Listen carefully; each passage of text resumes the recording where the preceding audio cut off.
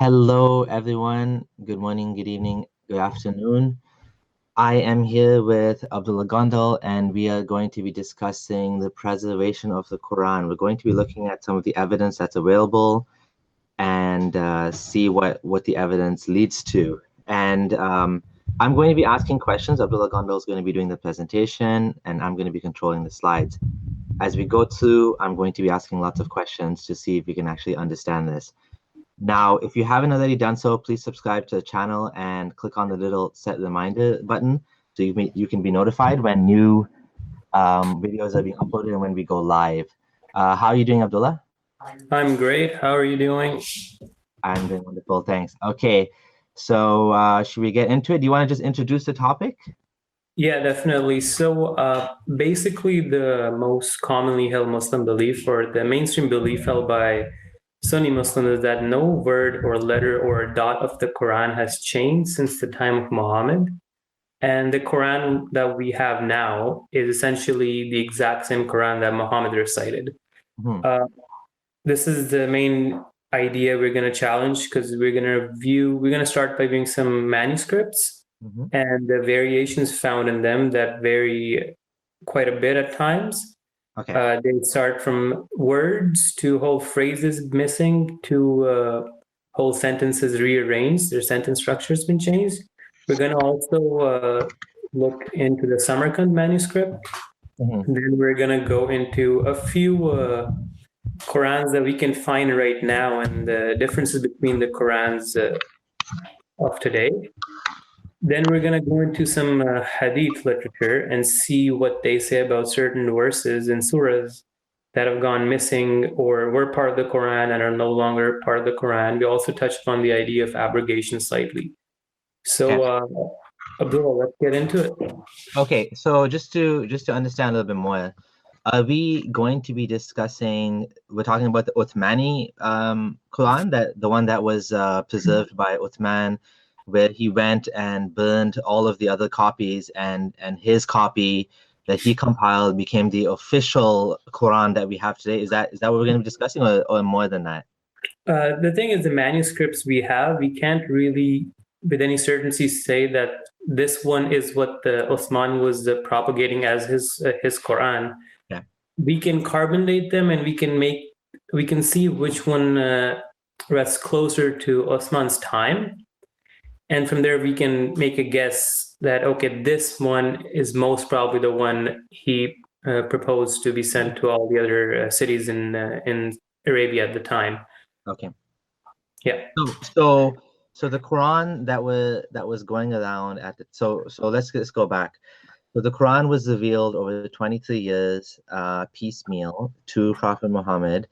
And as it was being revealed, I mean, some would say it was revealed in completion in the Lawh al-Mahfuz, preserved tablet, and then it was revealed in full on the night of power. That's what some people say, to the angel Gabriel.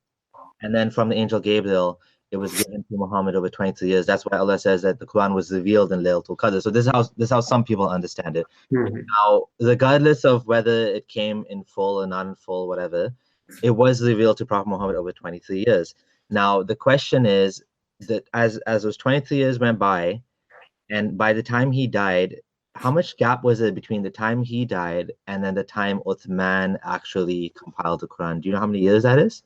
Yeah, I believe it was around 15 years, but before Osman, there was a physical copy made by, I believe, Abu Bakr on the advice of Osman, and it was given to one of Muhammad's wife by the name of Hafsa. Later on, when a few of the Hufaz, or the people who had memorized the Quran, died in one of the battles against, I believe it was against Musaylama, that's when Omar took the matter seriously and he said, okay, let's redo it. And they put Zayd bin Thabit as in charge to gather all the verses and produce a single codex. Now, at that time, there were a lot of differences amongst the companions themselves as to what is the Quran, what verses are to be part of the Quran, what are not. And just to give you a background, that variations have been recorded to the extent that Ubay's codex, Ubay bin Ka'b, one of the companions of the Prophet, who was one of the best Qurra, he had extra two surahs, two chapters in the Quran called Surah Haft and Surah Khal. Then I believe it was Abdullah bin Masud who didn't consider Surah Fatiha the part of the Quran. And there was a certain issue with some ayat numbering as well. And these details have been recorded by Muslim scholars, especially you can look up Suyuti's Itqan fil Ulum al-Quran. That's one major book on it. Then there's Ibn Abu Dawud's Kitab al-Masahif. Then there's Al-Fahrist. So these 3-4 books, they go into a lot of detail and they record a lot of variants. And when you look at the variants, they go into the thousands. Okay. Before we get into the variants, let's just let's talk about the big picture a little bit more. So the Quran was coming piecemeal to Prophet Muhammad. He was, things were happening in his life.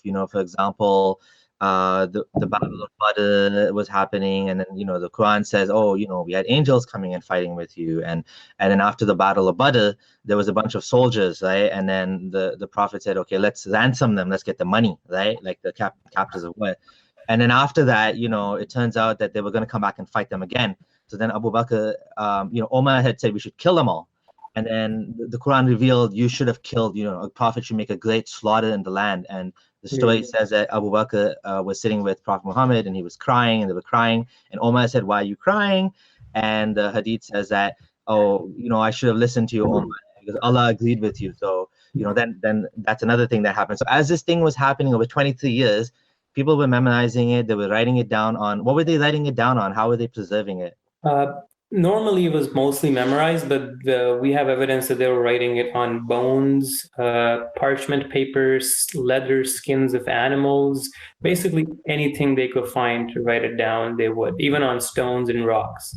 And like, when they were writing it down, is it the same Quran that we have today with the dots and No. all what were they like? What was the form of Arabic? All the manuscripts that you find early on, they only have the skeletal structure of the words and the alphabets, but they lack any form of diacritical marks.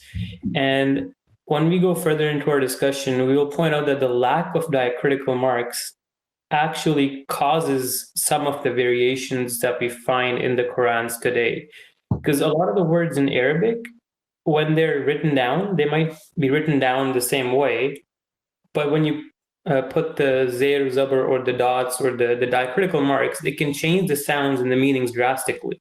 Right. And that. So in English, we have, like, for example, Samee or Samir. There's an A, which is a vowel, and there's an EE. In Arabic, it would just be seen, and then there'd be a fatha, meme, and then, so that you're saying even the fatha, kasra, dhamma were not written down? No, they were not written down. Okay, so and then on top of it, there was also I don't know if you have this, if you're going to go into the topic of how some of the companions were reading it differently as well, and Omar got mad in one situation. Are you going to talk about that as well? Yeah, there were quite severe differences at points where they conflicted. They even had different codices. I believe it was there's one hadith in Tirmidhi where Abdullah ibn Mas'ud seriously conflicts with Zayd being given the responsibility to compile the Quran, and he uses very derogatory remarks about him, says that I have heard the Quran from the mouth of the Prophet, and Zayd, who is compiling the Quran, he was in his mother's womb at the time, something along the lines of that. And then he says, don't take the Quran from him. And when we go into the details, we'll see how one of the variations that were reported to be in Ibn Masud's codex is actually found in the manuscript itself. Okay. So now we have the Quran was being revealed, things were happening, Prophet was coming up with revelations as to help him or whatever. But I mean, Allah was revealing things to him, supposedly. And then as time went by, some of them they would write down, mostly they would memorize, and sometimes there'd be some small variations. And then Prophet Muhammad, he's on his deathbed now, his life is coming to an end. The last and final revelation that's supposed to be for mankind, it's still in the minds of people. Nobody's compiled it, nobody's verified it, they're reading it, and then he dies. He doesn't leave any sort of guidance. He doesn't leave any sort of guidance for the community, even as to who should be the next leader. The Muslim community goes into a crisis. As Prophet Muhammad is being washed by Ali, Abu Bakr and Omar have already started to decide, without him, who's going to be the next leader. They have their own secret council. The tribal mentalities are all coming back. People are all, it should be Umayyads or it should be the Hashimis, and each tribe wants to vie and wants to put themselves in charge, because now there's a power vacuum, and there was an irresponsible lack of information that was left by the Prophet. So now, on top of that, the last and final revelation, the most important book that's supposed to be preserved until the Day of Judgment, the evidence for Islam, the cream of the crop evidence, because once Prophet Muhammad is gone, there's no more evidence, right? The only evidence we have is the Quran, which is supposed to be for all times. Where is this Quran right now when the Prophet died? Basically, the Quran we have right now is a mixture of what the companions said. A lot of the Quran has gone missing, and when you go in the hadith literature, hundreds of verses are allegedly absent. Some verses were even present and recited by the Muslims after Muhammad had passed away, and they were supposed to be in the Quran, but then they're still not found in the Quran now. So when we examine all the evidence, it's inevitable to conclude that there was definitely foul play. Well, I could say maybe human intervention in the text, in the compilation, and it becomes evident when you go through the manuscripts. Right. Now, someone's going to say, well, okay, so before we get to that, I want to ask one more question. So Prophet Muhammad dies, the Quran is now in the hearts of people and in, scattered bones and rocks and manuscripts here and there. And now Abu Bakr is the caliph. Abu Bakr dies, Omar becomes a caliph. Omar dies, Uthman becomes a caliph. And now finally they decide to put together. Is that correct? Correct, yeah. So we're talking about, by the time of the fourth, the Prophet, and then Abu Bakr, Omar, and then Uthman. By that point, the one thing, he managed to do is to put it together. Okay, so now this put together Quran, the order of the surahs, is that the same order of the surahs that Prophet Muhammad had them in? No, actually, there is conflict. Even different manuscripts don't coincide with each other from that time frame, in terms of numbering of the surahs. Also, even in a hadith, I believe it's in Tirmidhi again, where there's a conflict between was Surah Tawbah part of Surah Anfal, or was it a different surah altogether? And then the hadith goes into detail where Osman said, I think it's part of it. Some companions said it's not. And then they weren't sure. They still put it in as a separate surah, but they didn't put the Bismillah. Okay, so this process is a very human process. Yeah. We have to trust that the companions of the Prophet got it right, that Uthman got it right, that the choices of the surahs and the verses that he made, he became the ultimate harbinger of the one that decided which goes in the Quran and in what order, based on whoever he spoke to, right? So this is a very human process, actually, right? Mm-hmm. Mm-hmm. Okay. So now, but Muslims will say, well, Allah said He's going to preserve the Quran, right? He's the one that sent it down, and He will preserve it. What do you think about that? Well, I mean, it's a religious book, and using a religious book to justify its own preservation is circular logic. So to reach the conclusion if the Quran is preserved or not, we have to look at the evidence at hand and then use the evidence to decide if the book has been preserved or not. If you use the Quran as a bias and say, hey, Allah says the Quran is going to be preserved, and therefore the Quran is preserved, therefore the humans couldn't have made mistakes. That's just circular logic, and it's an assertion you can't prove.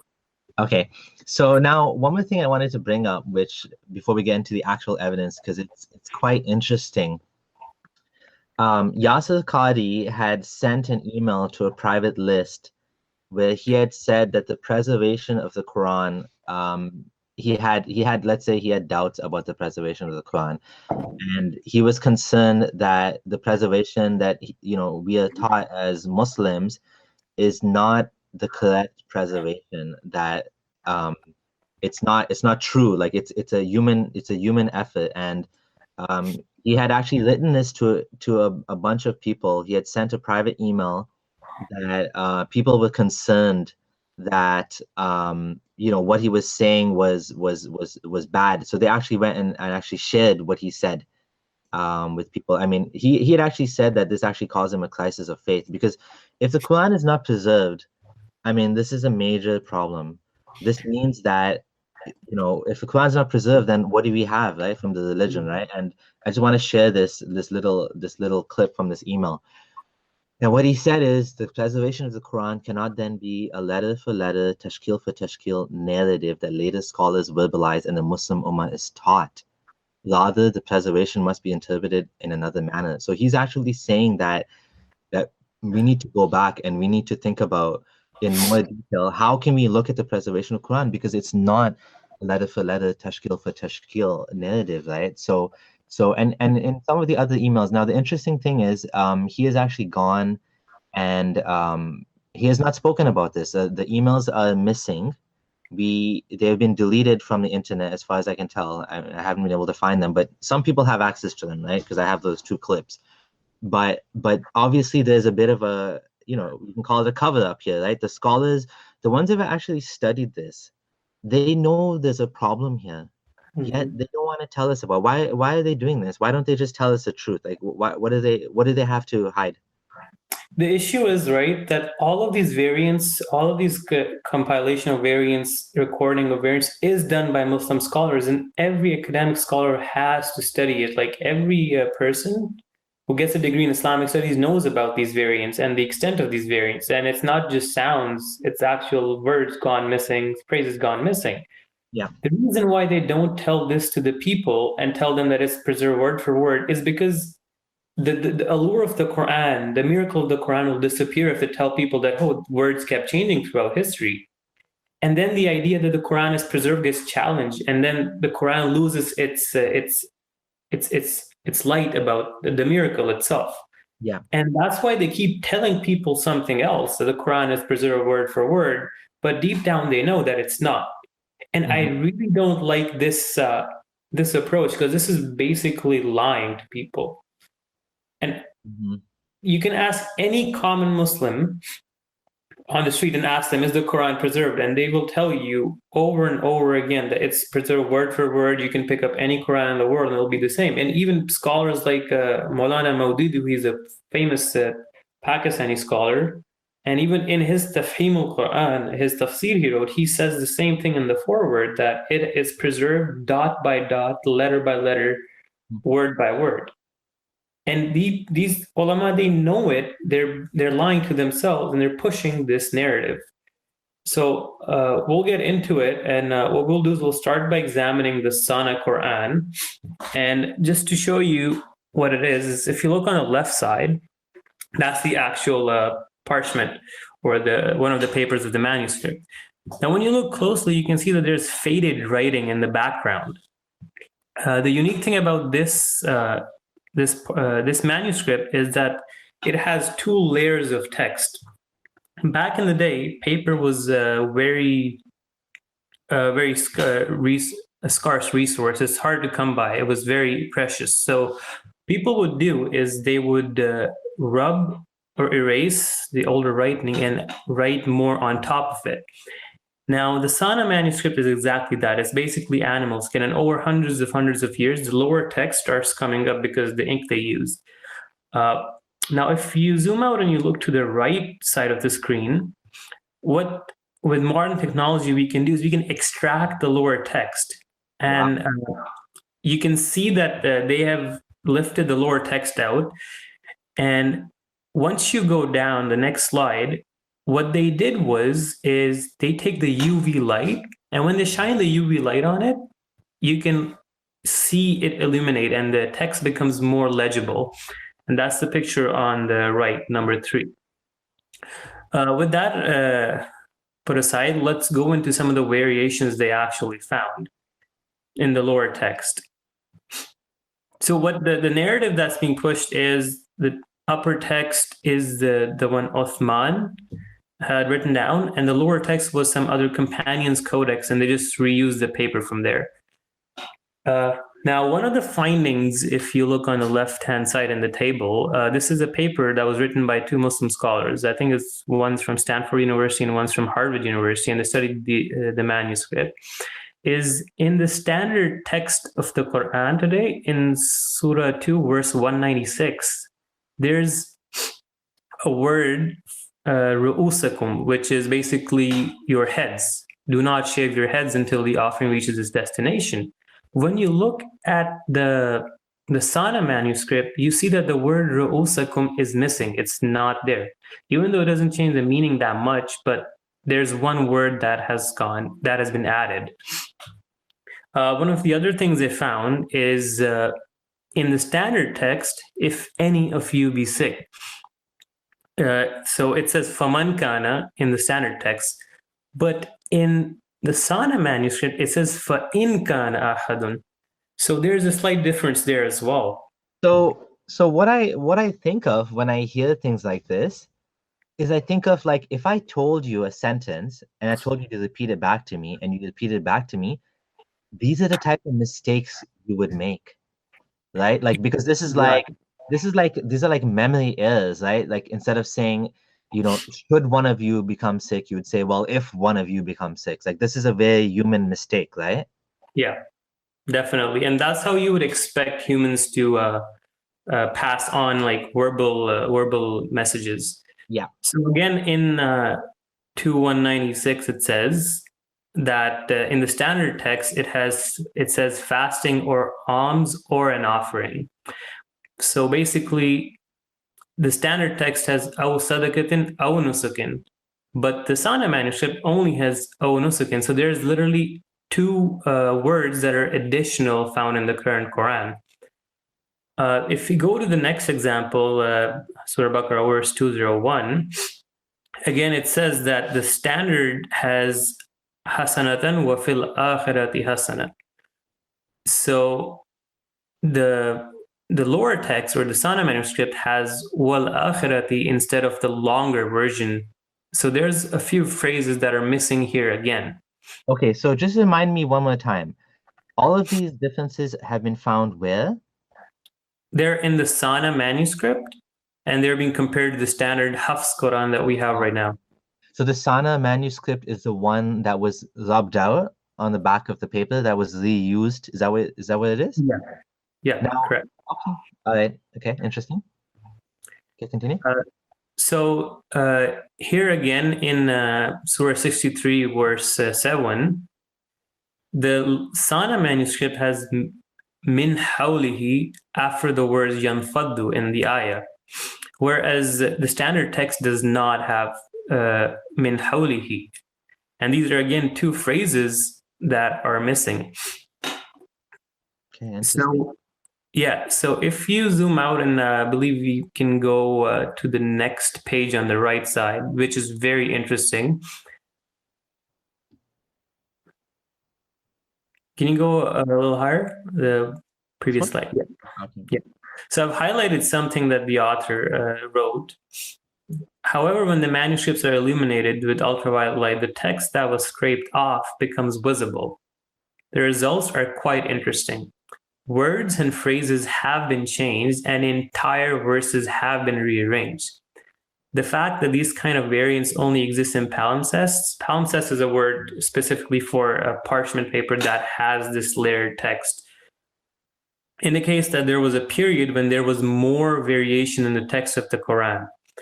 And as time progresses, you will see that there's an effort. It almost seems like there's a continuous revision going on to make it sound better and better and make it more clear.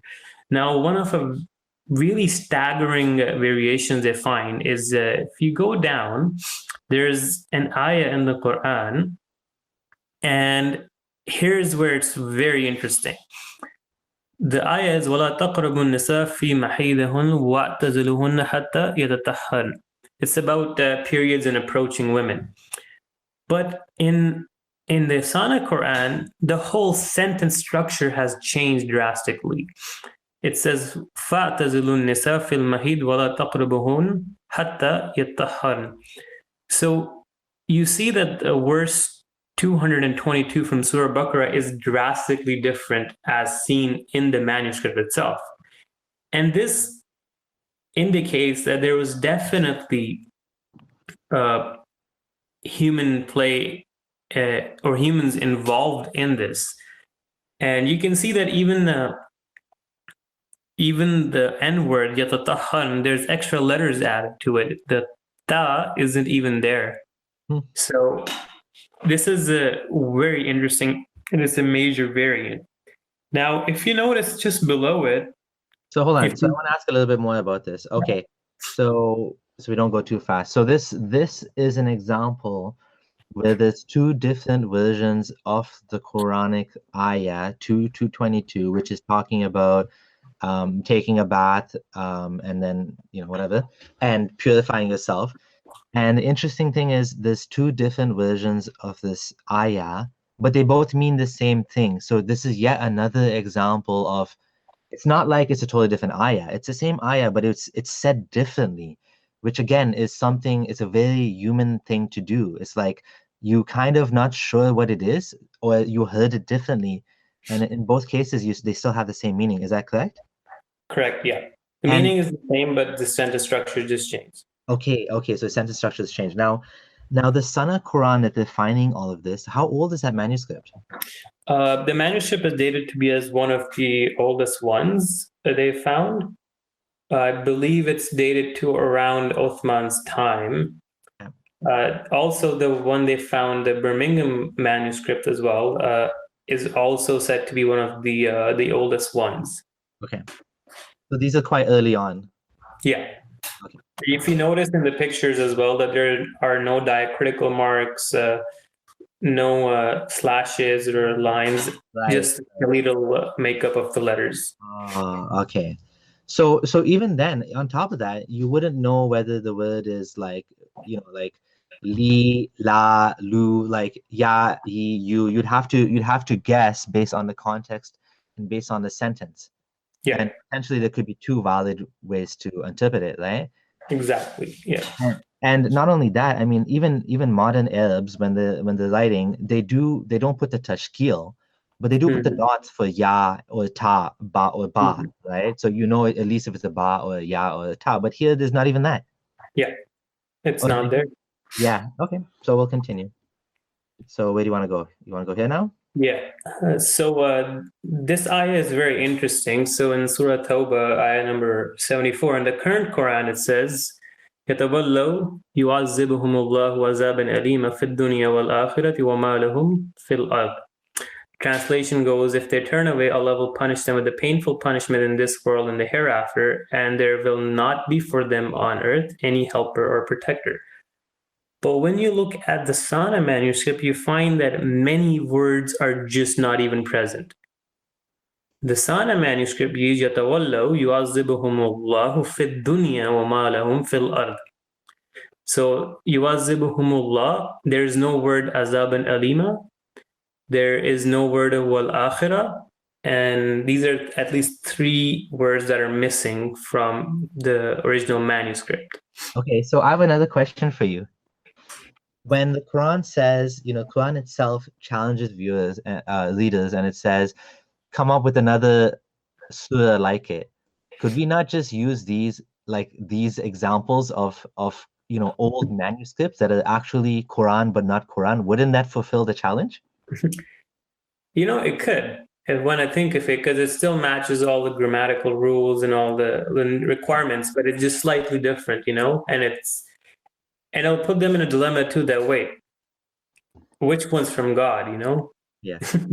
And it sounds similar. It has a different meaning, right? It's like it's close to what we have in the Quran, but it's not the Quran. So maybe someone should rebuild the Sanaa manuscript, and we'll say, well, that's the challenge. Challenge has been fulfilled. Okay, let's continue. So if you go to your right, in the next variant, here you see like one word is completely different. Even the skeletal structure, it's a different word. So in the current Quran, we have أَغْلُظْ عَلَيْهِمْ وَمَأْوَاؤُهُمْ جَهَنَّمْ وَبِئْسَ الْمَصِيرُ. But in the Sanaa manuscript, the word Jahannam is replaced by the word Nar. So Jahannam means hell, and Nar means the fire. The meaning doesn't change, but again, that's exactly how you would expect a human to transmit it. He's like, yeah, somebody's gonna burn. Someone says, oh, it was Nar, it was Jahannam. And this is so human. Yeah, absolutely. So Absolutely. if you go down 974 again, the current Quran has yahlifun billah in the beginning of the verse. But when you notice the manuscript, it has a different skeletal structure, and instead of yahlifun, the word is yaqsimuna. It's the same meaning almost. It's a synonymous word, but again, the idea that humans tend to slightly change words, although they can preserve the meaning. And that's again what it shows, that there has been changes made. There are more. If you want to access the paper, we will definitely link it in the description. The authors of the paper at the end, they write down all of what they could read from the lower and the upper text. Sometimes it's not visible completely, the lower text. So hence you see the horizontal lines and the dots as to which they could not make out. Okay. Yeah. But they show us staggering variance as well, and they go into detail where literally, I think verse 85 of Surah 9 isn't even present in the manuscripts. There's been like 3 to 4 to 5 phrases added, and there's a multitude of variations found in the Sanaa manuscript. Also, another good reference book for reading, if you want to go into a lot of detail, Dr. Asma Hilali just came out with a book, and it's called the Sanaa Palimpsest, I believe. If you can check that out. You can go into a lot more detail. There's also another book called the Which Quran, and it's a compilation of different studies by different scholars, and it's been authored by Ibn Waraq. But there's other scholars in the field like Jared Puin and others that have done a lot of research. Now what we can do is we can go to another manuscript, the Samarkand Quran. And this one has quite a lot of variants as well, where whole words go missing. So what's this one? This is one of the earlier Qurans found as well.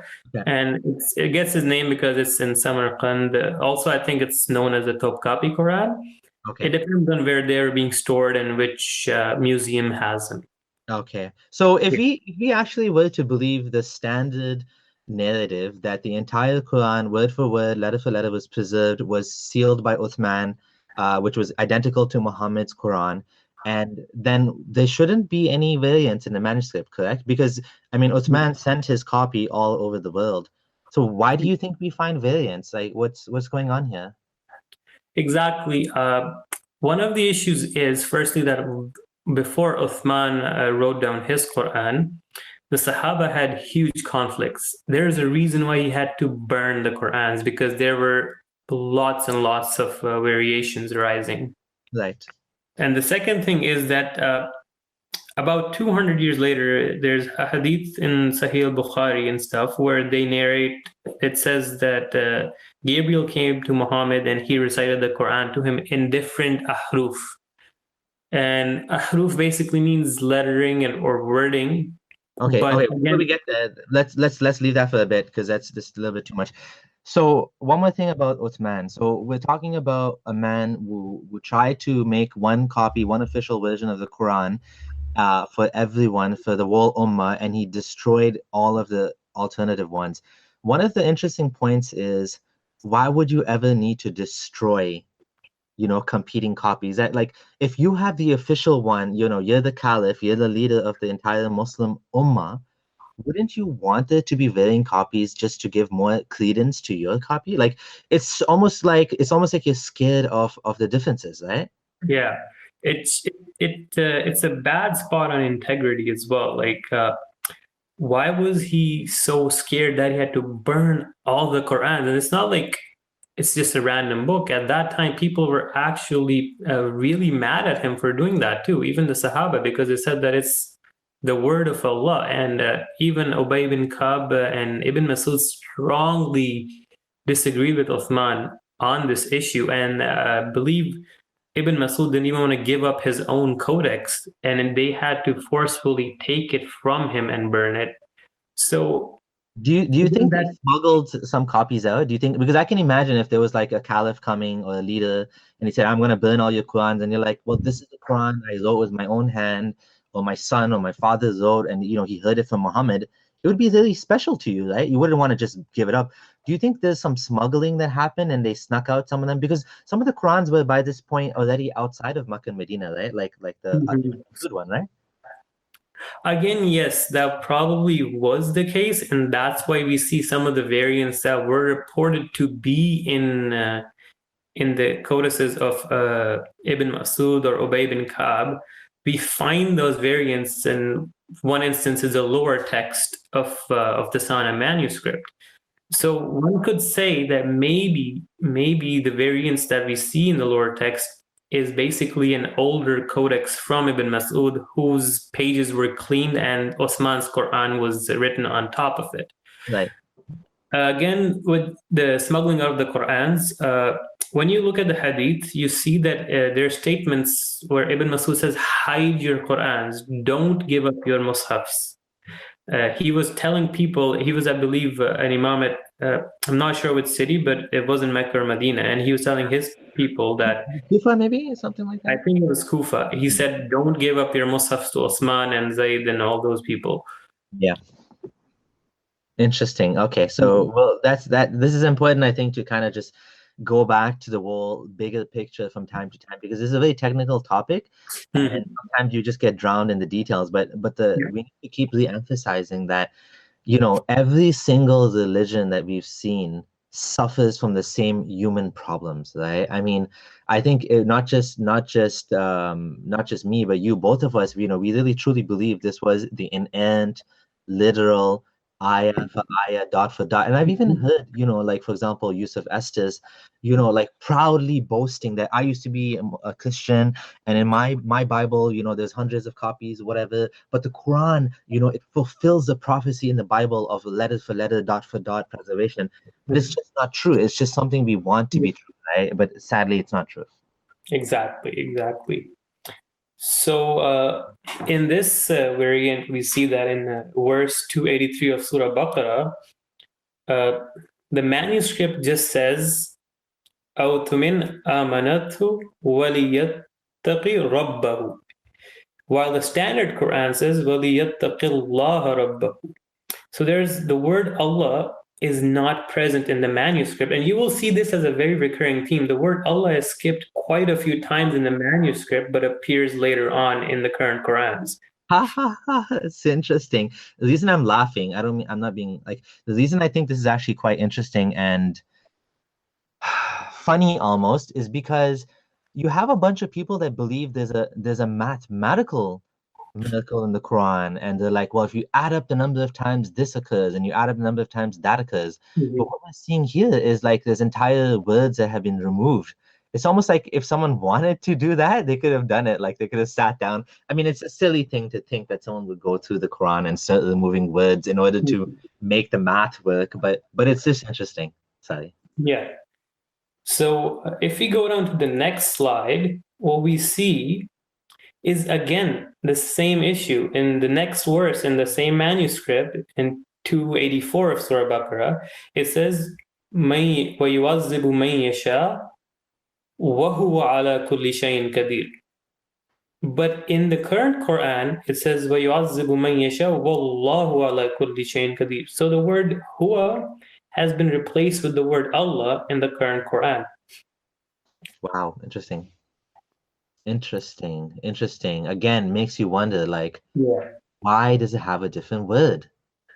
And once you go down further in Surah Ali Imran, verse 37, there's a whole two words gone. They're added later on. So in the manuscript it says min indallah yarzuqu man yasha'u bighayri hisab. But in the current Quran it says min indallah inna Allah yarzuqu man yasha. So the phrase inna Allah is additional found in the current Quran. Wow. Now if you go to Surah Al Imran verse 109, again, you see the same pattern. The word Allah is found in the current Quran, وَإِلَى اللَّهِ تُرْجَعُ الْأُمُورُ, but in the manuscript, the word Allah is missing. Wow. And then the same thing again. If you go down to 5119, Surah Ma'idah, verse 119, the current Quran says, رَضِيَ اللَّهُ عَنْهُمْ وَرَضُوا. But in the manuscript, it says, Radiyanhum waradwan. The word Allah is again skipped. Wow. That's again. Whoa. Now the next one is really interesting because here it's a huge two words that are not found in the manuscript. The current Quran reads, وَهُوَ الَّذِي أَنْشَاءَ جَنَّاتٍ مَعْرُوشَاتٍ وَغَيْرِ مَعْرُوشَاتٍ. But in the manuscript, the words غَيْرِ مَعْرُوشَاتٍ aren't even found. It says مَعْرُوشَاتٍ وَالنَّخْلِ وَالزَّرْعِ. And it does have a meaning implication as well. If we continue forward, in Quran Surah 7 verse 27, you see that there's the word min found in the Arabic. لِيُرِيَهُمَا مِن سَوْآتِهِمَا. But the min is missing in the current Quran.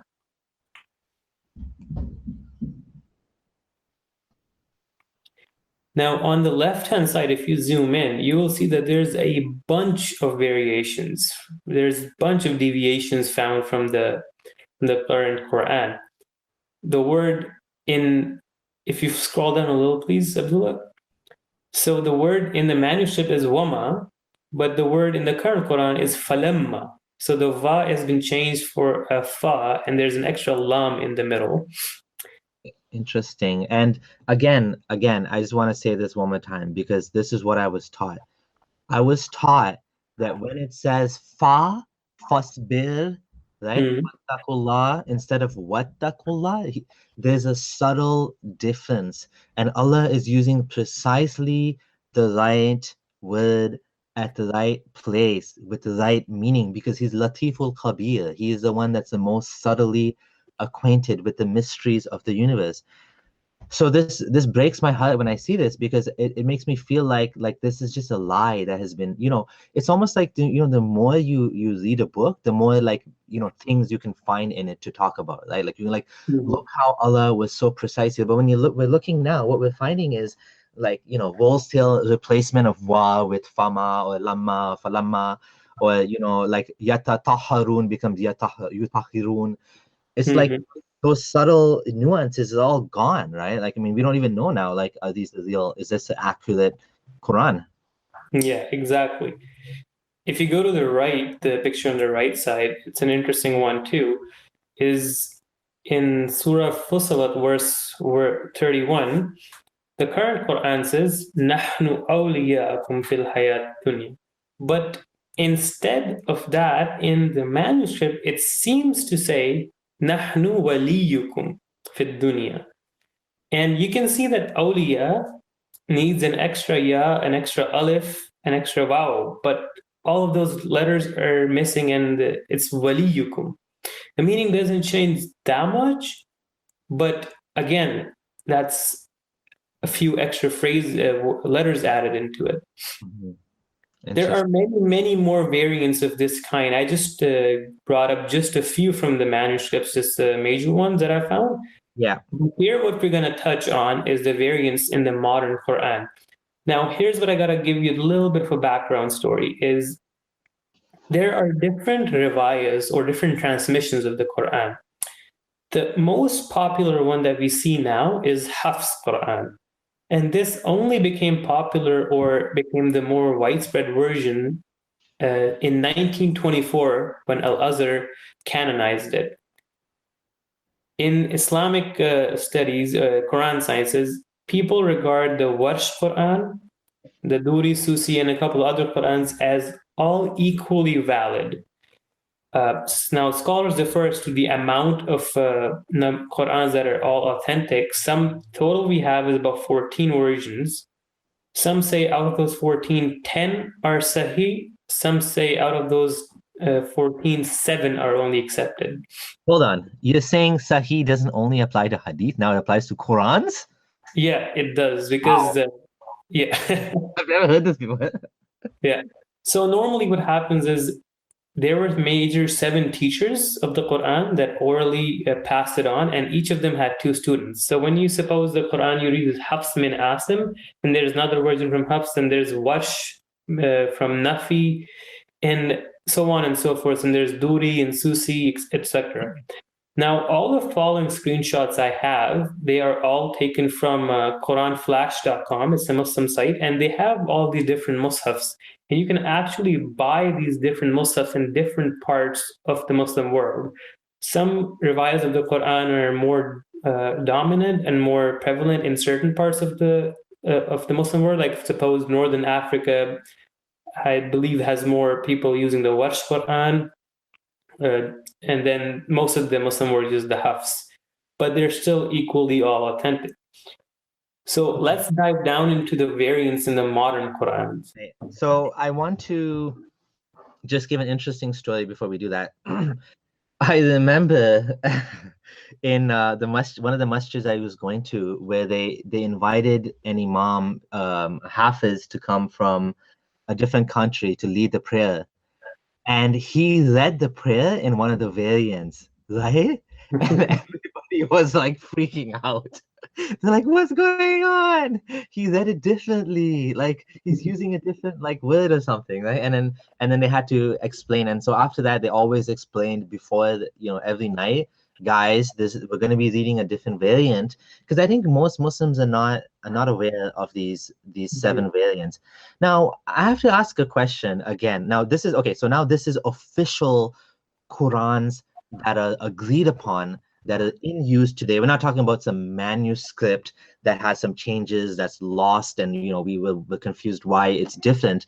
We're talking about agreed upon Qurans that are read in the Muslim world, that are memorized. There's people that's memorized. I know one guy that actually memorized all of them, right? So he knows all of the rules and he's memorized all of them. Most people don't know about this, but again, it begs the question: did this divine creator of the universe give us this several variated Qurans? Does that even make sense? Like, what is that? Like, what we have 2 possibilities. We have one possibility that the Lord of the universe created this, sent this book, and somehow ended up with 7 different versions with different recitations and whatever. On the other hand, you have the possibility this is a man-made work, whatever you want to call it, poetry or whatever, and it's it got fractured. It got fractured into multiple versions because of human nature, because of the way that people memorize or whatever, because for whatever reason. Which is more likely? Like, we got to ask the question, and Muslims have to ask themselves, like, which is true? That there's several versions of this immutable Quran, right? Or is it that this is a work of man, right? So I think that's something to kind of reflect on.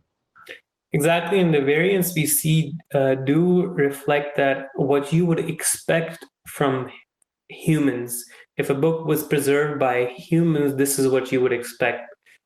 And if it was from God, then what's the point in having so many different ones? And it's making it so hard to believe that it was actually preserved, because it seems more objectively likely that it was not from God and it was mostly work of man and work of fallible humans, and hence we see the variants.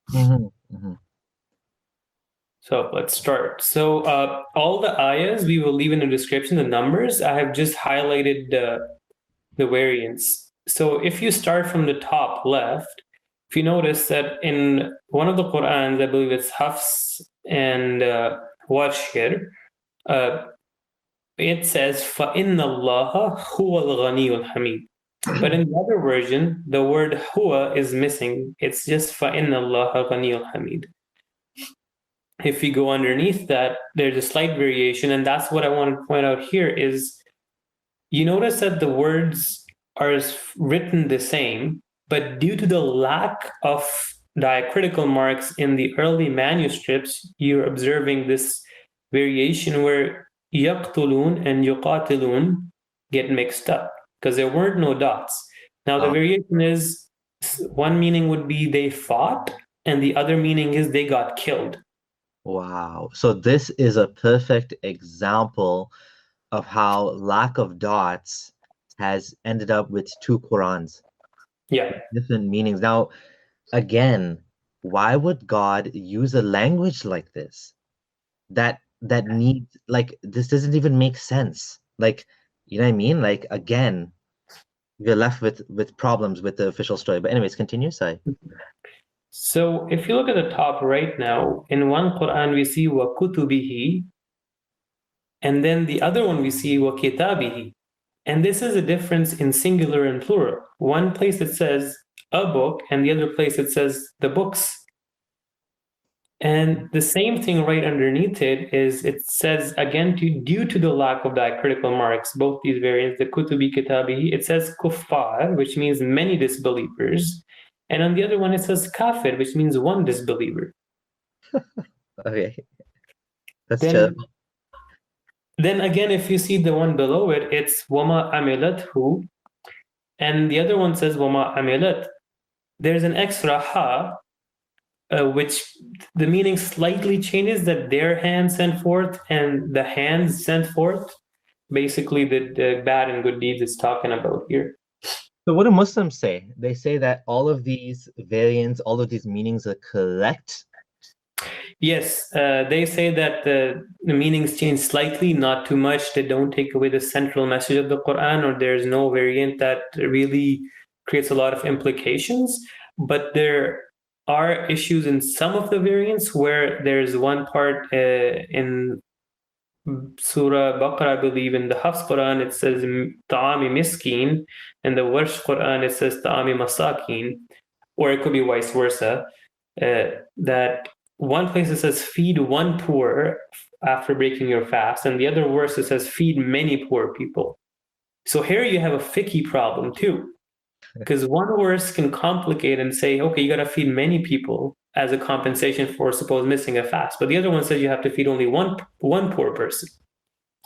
There's another variant in Surah Ma'idah, the ayah of the wudu ayah, and this was recorded by Imam Abu Hanifa, I believe. And the reading he said changed the way the ending of the wudu is done. And that's why you see Shias, they don't wash their feet with water. They just rub a wet hand on their feet. So these variations can affect and can complicate some jurisprudence issues as well. Wow, wow. Amazing, amazing. Okay. So if you go down to the next slide, you see that on the left-hand side, there's one place that says ihsana, and the other place that says husna. The meaning is almost identical, but it's just to show that there's an extra alif in one. And also, due to the lack of diacritical marks, you get this variant. Husna Now, means like good, right? And ihsan yeah, means like the best good, right? exactly. It's not a huge issue there in terms of meaning. The next one's interesting, and you see this happen a lot in different Qurans. I've just highlighted one aspect, I believe, the qul and the qala. Qul basically means that Allah is commanding somebody to say something to the people or do something. Whereas qala means that Allah is quoting somebody else who said something. So here Wow, you get into a conundrum, like, did God instruct them to say it, or is God quoting what they said? wow. That's a huge difference. And this is not just one. This is in many places. We'll link the whole post in the description where you can go into details. Damn, this is crazy. Yeah, I think there's probably websites out there that have kind of summarized the differences between the different riwayat, the different versions. And I think, again, most Muslims are not aware that there's multiple riwayat of the Quran with different words, different letters. And again, this comes back down to choice of language used to preserve the Quran, the method. I mean, if me or you wanted to make a book and wanted to preserve it, we would be doing this scientifically. We'd be sitting down, we'd be checking it, cross-checking it. We'd probably put some sort of checksum in there. We'd probably, we'd be spending a lot of effort. But what we find with the Quran is like, it's not like that. It's just like, we don't even know, right? We're not sure. There's different versions. There's different wordings. Did Allah say it, or did Allah say, did someone else say it, right? It's just massive differences, like for a book that's supposedly from the creator of the universe. And again, it comes down to what I call it, like having low expectations of God. We expect so little of God. Like, really? Like, the same God that you're saying can create binary pulsar stars. He can't even make a book properly? Like, can't preserve his book? Come on. Like, this is we need to have higher standards of God. Like, how is this God's work? This doesn't seem like God's work. Yeah, it constantly appears more and more human the more you look at it. And they say the devil lies in the details. So so the next variant is the same as Abdullah mentioned earlier, like the precision and the difference the words like fa with wa could make. Like one place it says wala yakhafu uqbaha, but the other one it says fala yakhafu uqbaha. So it's and fa normally is after. So if you go to the top right of this slide, you see the variant in one Quran it says ma tashtahihil anfus, and the other one it says ma tashtahil anfus. So there's an extra ha in one of them. The one underneath is wama asabakum min musibatin fabima. But one of the other Quran says wama asabakum min musibatin bima. So the letter fa is missing, and the ayahs are also differently numbered. Yeah, that's another thing that surprised me when I was working on verse by verse Quran. I couldn't create the same structure because some of them are numbered differently, some of these variants, which again, exactly. Just to touch on one of the implications of this is if you've listened to Nouman Ali Khan's Linguistic Miracles, but this one miracle he brings up is that in Surah Baqarah in verse 143, Allah says that you are the middle nation, and that's the middle of the surah because the surah is 286 verses. But when you look at the other Qur'ans, no, the surah is sometimes 287 verses, sometimes 288. So, the miracle only kind of seems to work for one type of the Quran and not the other one. So is it really a miracle or a coincidence? And there's numerous things like this. And as you said earlier, like it implicates the mathematical miracle claim as well. Anyways, so if I just want to add a little bit more to what you said. The longer you spend studying a book, this book has 6,236 verses in it.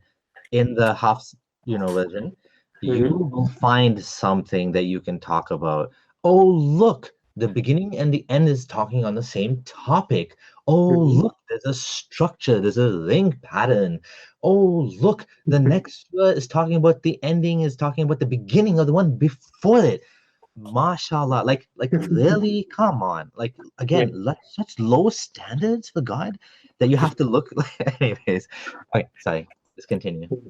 So on the left-hand side, you see that one of the Qur'ans, if you go a little up,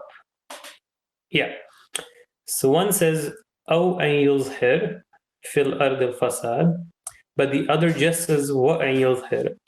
So the words change as an extra alif, and it ends up being as or and. So there's a slight difference there.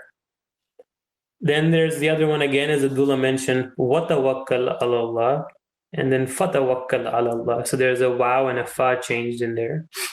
And there's another example, right, where the surah, the verse that talks about you can marry 2 and 3 and 4 wives. It actually says 2 and 3. right? Mithna wa thulatha wa arba. It's you wonder, is that a style? Is that is it a style in the Arabic language, or is it a mistake? And the funny thing is, whenever you find mistakes, people change it and they say, no, this is the unique style of Allah. And it becomes like, like a miracle. They redefine the rules for the Quran. Exactly. A lot of the Quran does have some grammatical errors in the Arabic language as well. But what the people started doing is they say, oh, this is from God, and they make an exception rule just for the Quran in the Arabic language to accommodate that error. Right. Yeah. Right. So one example I think is iltifaf. I believe you can look it up. It's a long topic. Okay. Let's just not get into that. So the next variant is, again, there's a missing vowel. One says alladhina, one says walladhina. It says and those, and the other ayah says just those believers or people who took the masjid.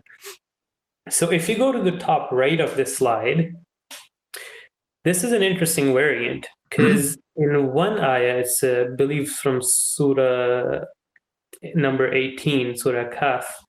One says khayram minha, and the other one says khayram minhuma. Now, minha means from it, meaning from one thing, whereas minhuma meaning from two things.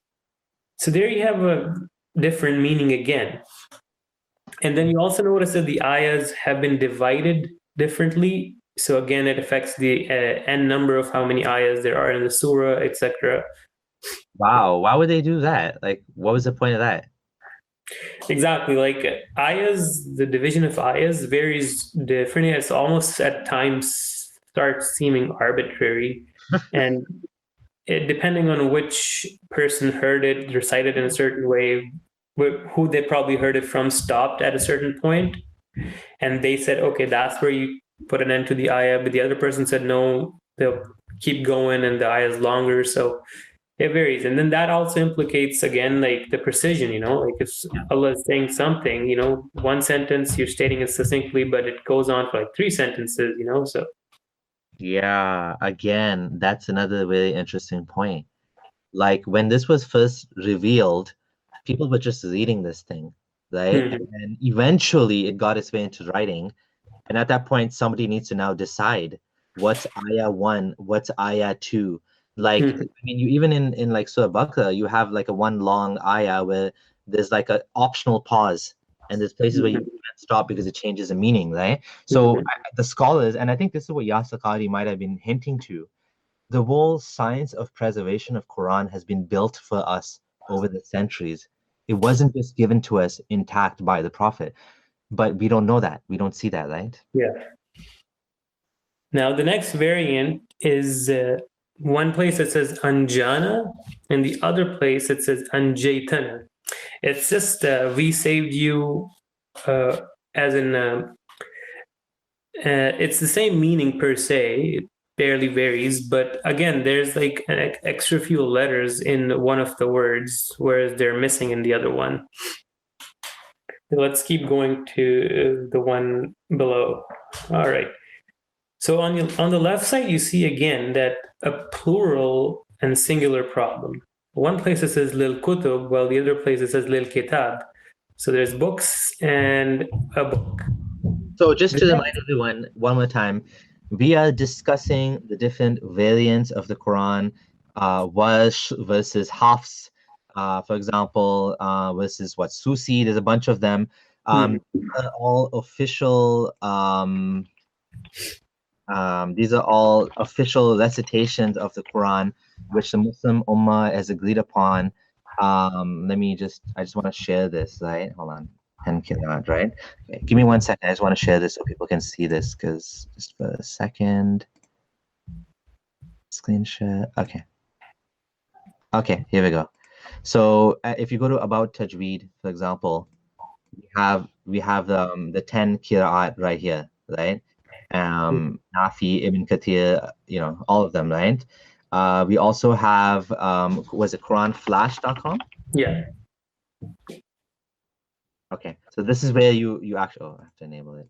This is where you actually got these Okay, it doesn't flash as well. It can go for me. Okay, I won't be able to show it. Okay, anyways, anyone who wants to see it, you can go to quranflash.com.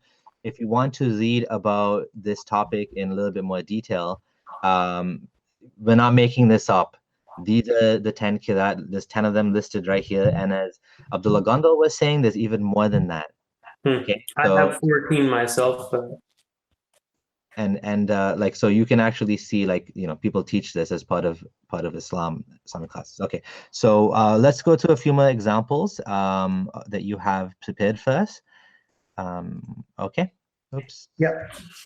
All right. So we already did this one. Let's just go to the next one next to it. Yep. To the right, I believe. This one? Yeah, this one. So here, one place it says yara, walau yara allazina, and the other one it says walau tara allazina, which basically changes the meaning slightly, like you saw compared to they saw. And that can drastically affect the meaning, because who saw what, you know? I feel so I sad can't really hearing see these your things. screen clearly. It's really cropped, or did you just zoom in a lot? I zoomed in a lot, yeah. Okay. Yeah, so yellow right here at the top, and what was it? Walau taro. So Yeah. both of them are visible there. Okay.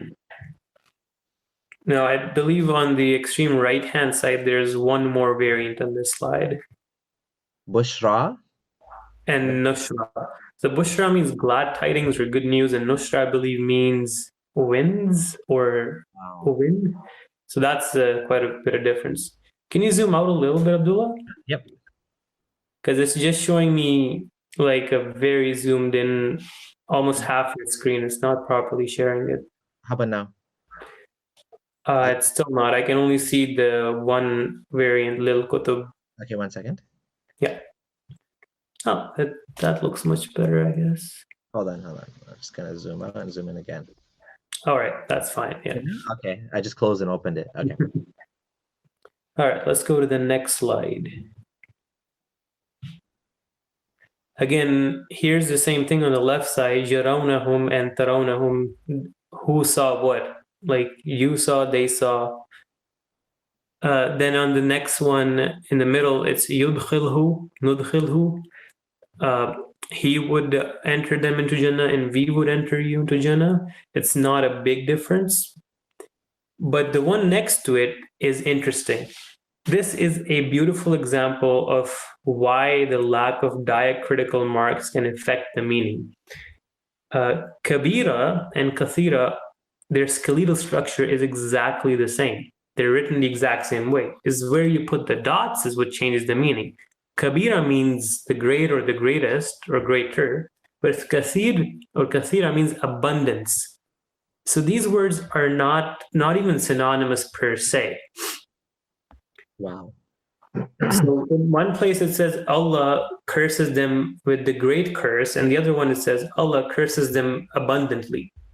Well, Allah is quite generous with his curses. In some lots of them. In some cases, he gives big ones. Okay, let's go to the next one. Again, in the left side, you see ma nunazzil and ma tanazzal. It's again an example of why diacritical marks missing can create variance. It doesn't really vary the meaning too much. Why are people saying the Quran is a linguistic miracle?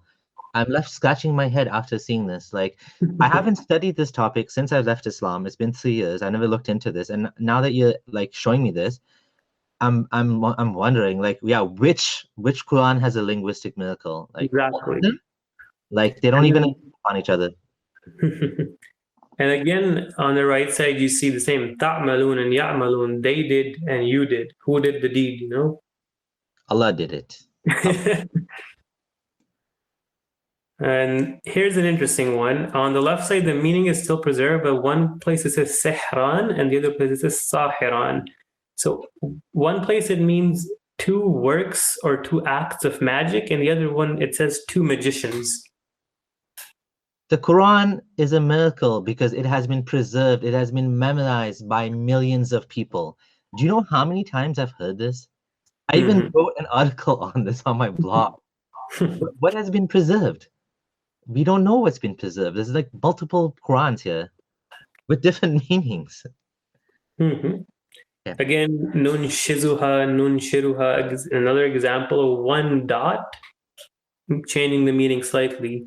Instead of a ra, there's a za. So that changes the meaning a little bit, but it doesn't really affect the message as a whole in that ayah. If we go down again, there's another example of qala turning into qul. So one place it says that the person Allah is quoting said to Allah, "Oh Allah, you know what's in the heavens and the earth, and you're the all-knowing." But the other place, Allah is commanding the person to say that to other people. And that's the problem. Wow. Who said it first? Wow. Like, so we don't know. We actually don't know because both of these are authentic. We don't know whether it's Qala Rabbi or what's the other one? Qul Rabbi? I can't see. I can't see Yeah. because of the circle. So it's either Qul Rabbi or Qala Rabbi. Wow. Okay, let's continue. That's crazy. Yeah, the one on the right is a very minor one. It's just a missing wow. So the Hafs Quran says wasari'u, and the other one says sari'u. So basically, hasten towards your Lord for forgiveness, and the other one says and hasten towards your Lord for forgiveness. Wouldn't the and like would let's say you're just reading this and you don't stop there, then the and would make sense. Mm-hmm. Right? You know what I mean? Like if Yeah. you're just reading it out loud and it's not, again, it comes back to this what we discussed earlier, which is where do you split the verses, right? And if you split it, then you don't need the wow.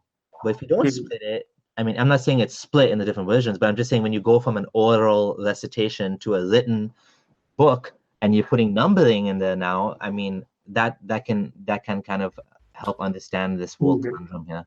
Yeah.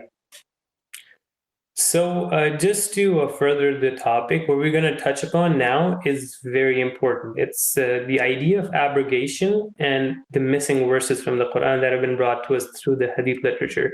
Again, this weighs heavily upon acceptance of the Sunni Islam tradition that they regard the hadith as authentic.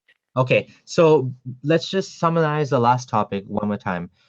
Can you just summarize it in like one or two sentences what we've learned from the different riwayat?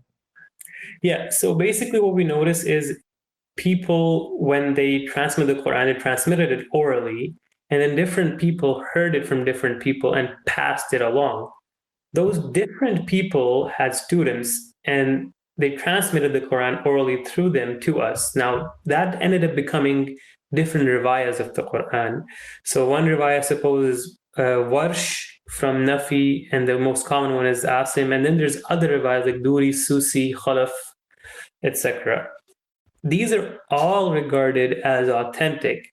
These Qurans are available right now. You can buy them in different parts of the Muslim world, and you can even buy them online.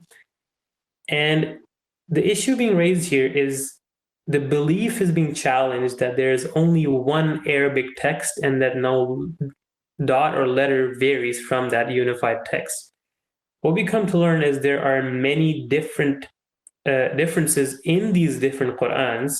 Sometimes the meaning changes merely, sometimes it changes slightly, sometimes it can change a lot. Sometimes it can also implicate the fiqh or the jurisprudence issues as well.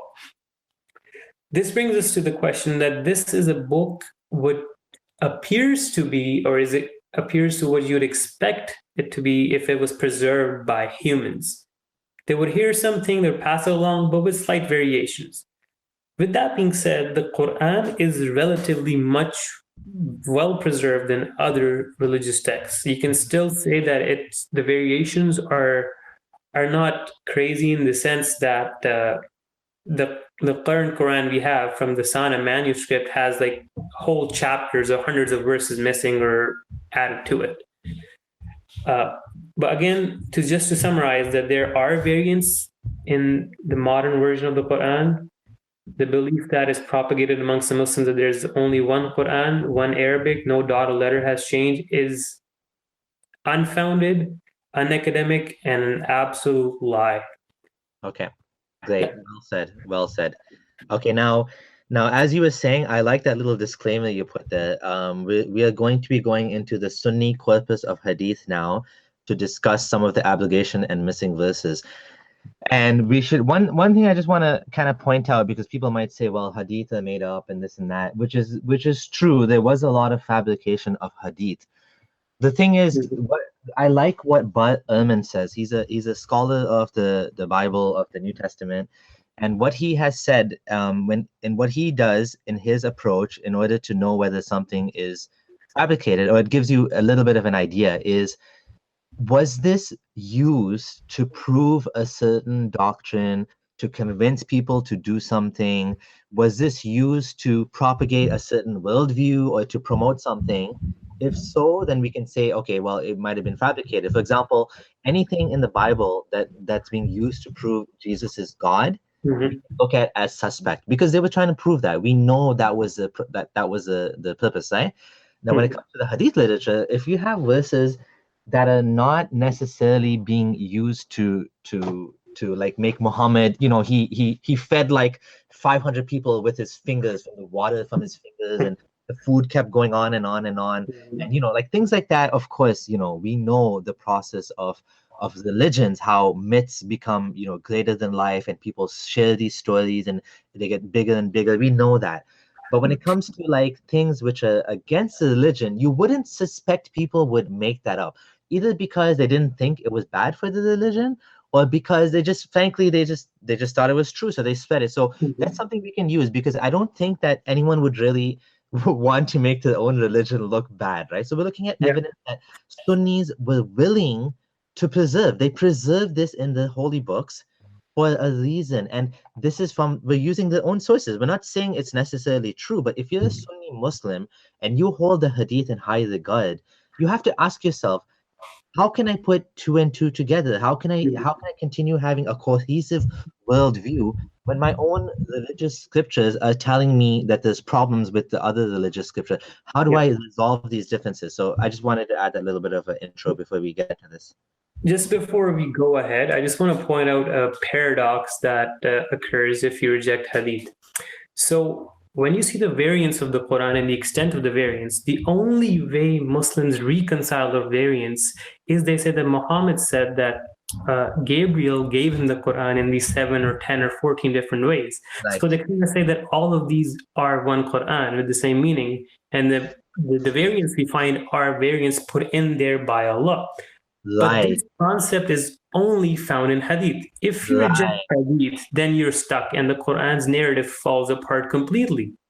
Because the Quran only in itself claims that it's going to be preserved, but it doesn't tell you about the variants. Right. It makes a lot of sense that when you end up with a problem like this, that you would want to say that Gabriel came up and revealed all the 7. I mean, I can even imagine that, like, even Prophet Muhammad himself, that when that example came where someone read the Quran differently, and then I think it was Omar who took it back to him. I don't have the hadith on hand, and then he said, read it to the Prophet how you read it to me, and he read it, and then the Prophet said, oh Omar, take it easy, the Quran was revealed by Gabriel in 7 different dialects. So Prophet Muhammad is also like patting himself on the back, and he's like, yeah, Gabriel told me in all the different ways that you guys are reading it, so it actually saved him from it. So and it made it easier for him to continue spreading his word, because he knew that it would be difficult for people to memorize it in his dialect when they spoke different dialects, right? Yeah. And the other issue, what you see is in the variants of the Quran, without the hadith literature, you can't reconcile them. And secondly, if you go to the hadith itself, the hadith say that Muhammad himself used to forget the Quran. Now, if the source itself is forgetting the Quran, how can you expect to remember? He can't even remember one word, and he's going to remember like 7 or 14 different types. And we'll show that hadith as well when you go further down. Yeah. And that's the point. Like even the people who wrote the Sanaa 1 manuscript paper, they say that it's really, really hard to sell the idea of oral knowledge being passed on orally and then saying that it's 100% infallibly preserved. It's just not like that. It's such a human practice, and it's inevitable that there will be differences. Yeah. Anyways, let's get into this, and this is very interesting. So first, in the first slide, we're just showing the verses from the Quran itself that mention the idea of abrogation, where Allah says in Surah 2, verse 106, that whenever we abrogate or a verse or cause it to be forgotten, we bring one better than it or one equal to it. And the reason, it just says, Allah can do whatever, so He changes His mind. Don't question it, right? I want to talk about that too. I think this verse is very funny. It's saying we don't cause Muhammad to forget a verse, except we bring a better one or an equal to it one. What do you mean an equal to it one?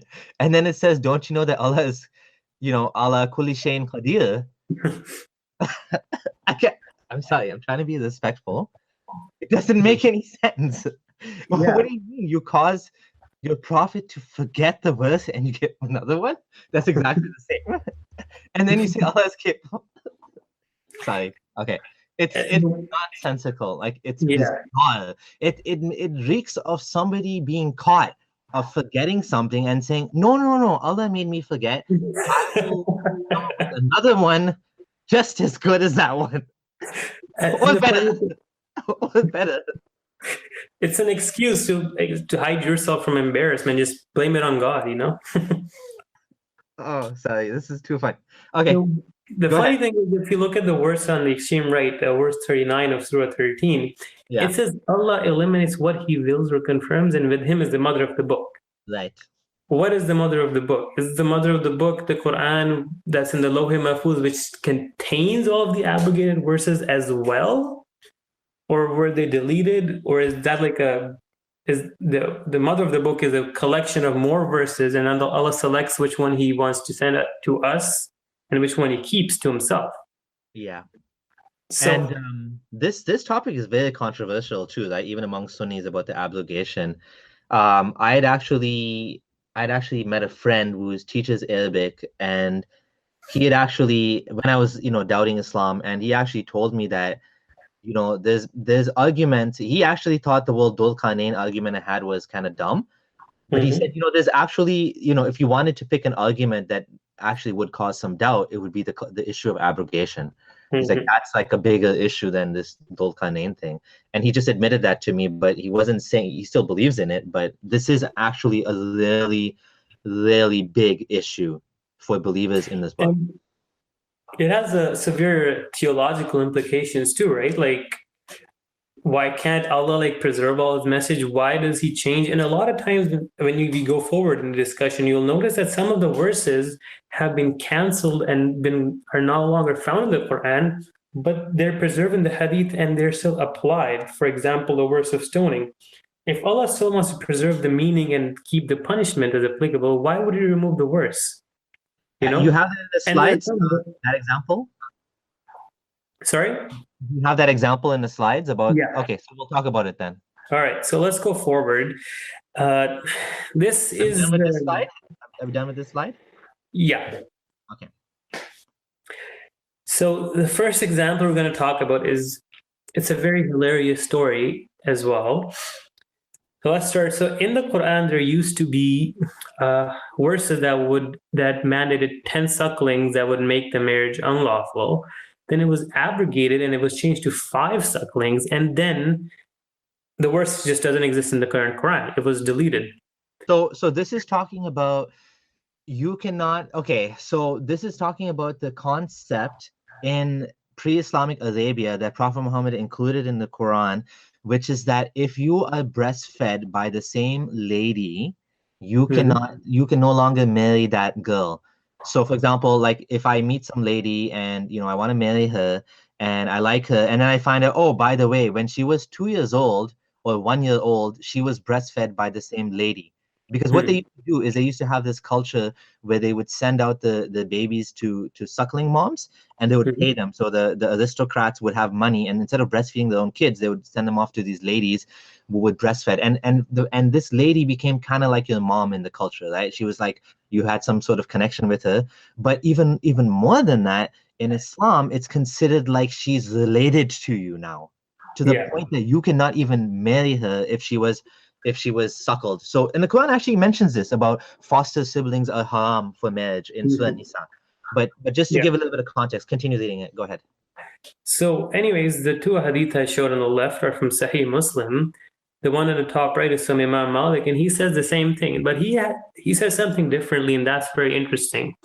He said, amongst what was sent down of the Quran was the 10 known sucklings that make haram, meaning making marriage haram. Then it was abrogated by 5 known sucklings. When the Messenger of Allah died, it was what it is recited of the Quran.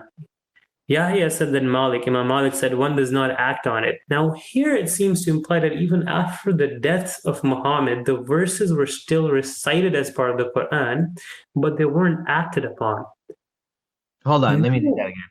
When the Messenger of Allah, may Allah bless him and grant him peace, died, it was what is now recited of the Quran. And this was in Imam Malik's Muwatta, which is the earliest collection of hadith that we have, I think 60 to 100 years after Muhammad's time, something like that. It's quite early compared to Bukhari and Muslim. He's saying that it was still recited after the Prophet died. Wow, that's bizarre. So that shows us that people, not Muhammad, people deleted the verse from the Mus'haf for the recitation. And this makes it even worse, because if abrogation is a concept from God, as the previous verses showed, Muhammad is already dead. Who is God talking to and telling that, hey, delete this verse now? Wow, that's really odd. And okay, let's continue. These are very interesting examples.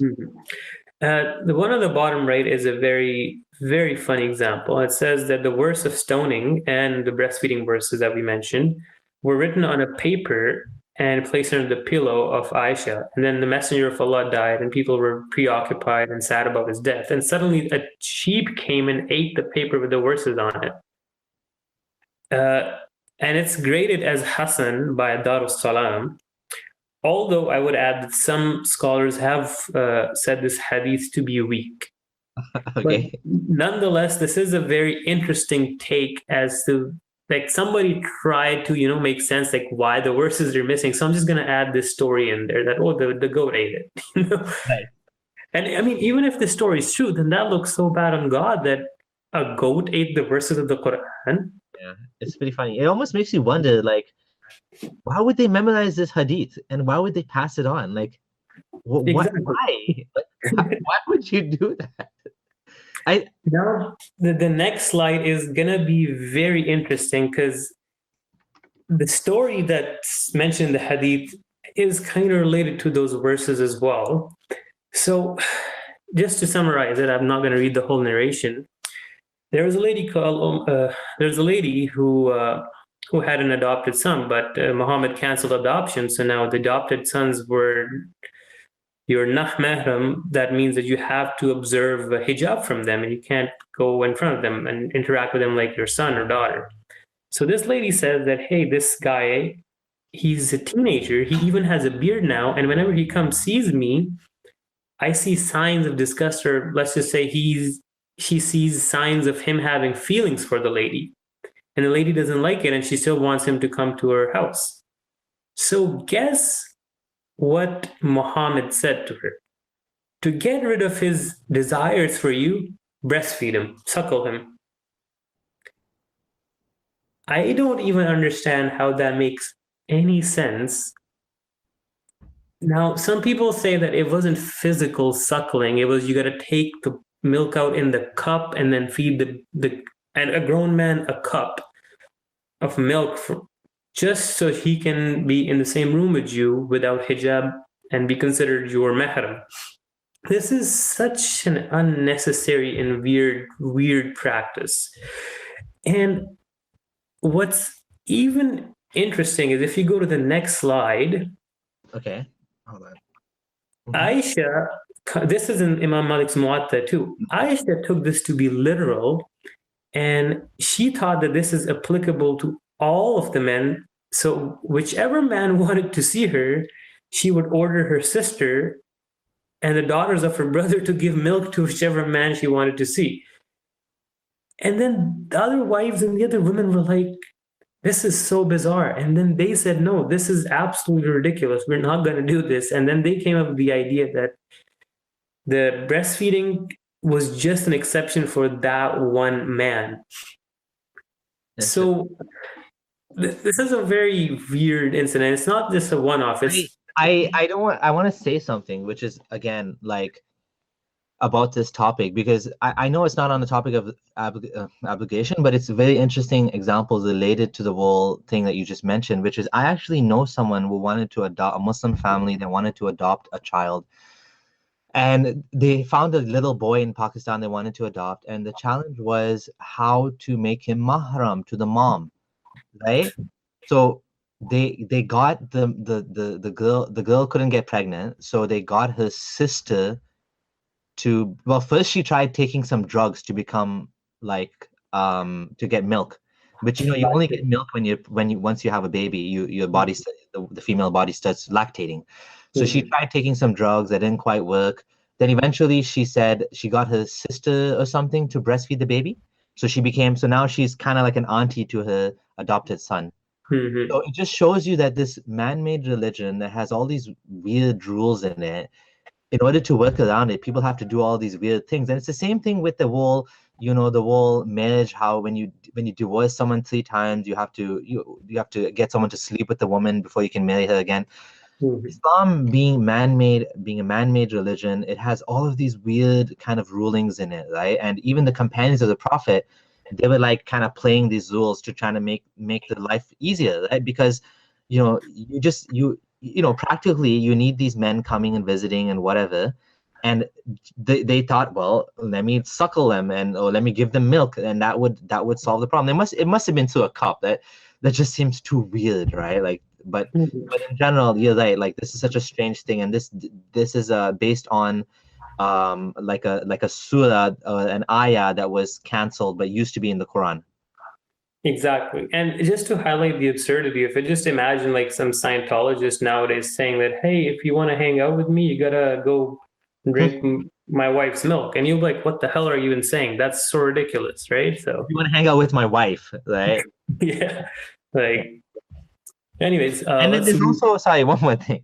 There's also an example of a man that was married to a lady, and then after they were married, they found out she was breastfed by the same mom, and he's like, divorce her. It's like, that's my wife. Nope, you have lost siblings. Divorce her. And if you're married. Hilarious stories I've read, and this isn't also in Imam Malik's Muwatta. I haven't put it in the slides here, but what happened was there was this one guy who wanted to have sex, and he had frequently sex with his sex slave. He also had a wife. Now, his wife didn't like him having sex with his sex slave. So what she did was, when the guy was away, she breastfed the sex slave. Now, when the guy comes up to go to the sex slave, and then the lady's like, oh, too bad you can't have sex with her anymore because she's breastfed by me. And then the guy's like, oh, shit. And he goes back to Omar. And he's like, this is what my wife did. And Omar is like, she's wrong. And then Omar literally says, you can still have sex with your sex slave and then go beat up your wife. Wow. Nice. Like, that's the inconvenience that religion can cause at times. Yeah, absolutely. Yeah. Anyways, these next are really major hadith or narrations. So on the left-hand side, what we can start with is so Ubay bin Ka'b was the Qari that the Prophet said to listen to if you want to learn the Quran the best way. He goes and asks this guy, how long is Surah Ahzab, which is Surah number 33 in the current Quran, and how many verses do you think it is? The person replied that there are 73 verses. So then he was kind of shocked, like, only 73? And then he said there was a time when this surah was as long as Surah Al-Baqarah. And in that, we read the ayah, the old man and the old women, if they commit zina, stone them both, a punishment from Allah, and Allah is Almighty, most wise. And Baqarah has, 283, right? 286. And current Surah Ahzab is only 73. So you can do the math and figure out how many hundreds of verses are not found in that surah anymore. For people who wanted to go into details, there's a bunch of references given where this hadith is found or this narration. And Ibn Hazm says about the sanad of this hadith that this sanad is as sahih and as clear as the sun, in which there is no fault. And if you go to the top right again, you will see Ibn Kathir also comment on it. Ibn Kathir is the same guy who wrote the tafsir. He says it's a Hasan Isnad, and he admits this implies that there were more verses in it than the wording and the rulings were both abrogated, and Allah knows best. So Sunni scholars are saying this was done by God? What are they saying exactly? They're saying that the verses were abrogated by Allah, and literally they admit that hundreds of verses are just gone from the Quran, from Surah Ahzab now. So Ubay ibn Ka'b said to Asim, from Zir, how long is Surah Ahzab? 73. He said it used to be as long as Surah Baqarah. So between the point of the original narrator from Ubay ibn Ka'b to whoever he was speaking to, like some bunch of verses, 170 something verses have disappeared. Yeah. And scholars say this was done by Allah. Mm-hmm. Do we know that? Do we know that this was done by Allah? Well, if it's abrogated, that means by Allah or on Muhammad's saying. So why didn't he know that then? Again, I'm as clueless as you are. Like, why is Ubay asking that question? Because Ubay should have known the verses, and he remembered there were many verses. He even remembers one of the verses in amongst those verses. So again, I would say probably Muhammad told them, "Oh, these aren't part of the Quran," or they actually just got lost later on, and this was just an excuse. Yeah, I wouldn't be surprised even if he told them that these are no longer part of the Quran, if they just accepted that. Like, it's just like, okay, well, yeah, fine. This is not just a random one-off hadith. It's been narrated by many different scholars, as you can see in many different books. Yeah, Ibn Hazm, Ibn Kathir, these are major Sunni scholars, right? Yeah. Okay, so should we continue? Yeah, we can go on to the next slide now. Okay, so these two slides are basically telling us the verse of stoning, and Omar basically clearly says that the verse of stoning was revealed upon Muhammad. Okay, a lot of apologists have tried to twist and say, oh, it was just referring to the verse of stoning in the Torah, but no, it clearly says, I'll read it in Arabic.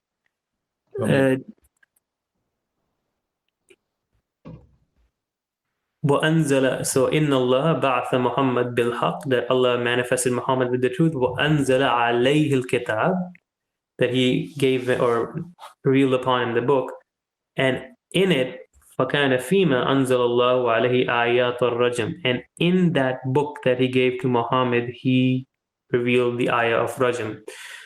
And if you go on the one on the right side, the same Arabic, it's even more clear, I believe.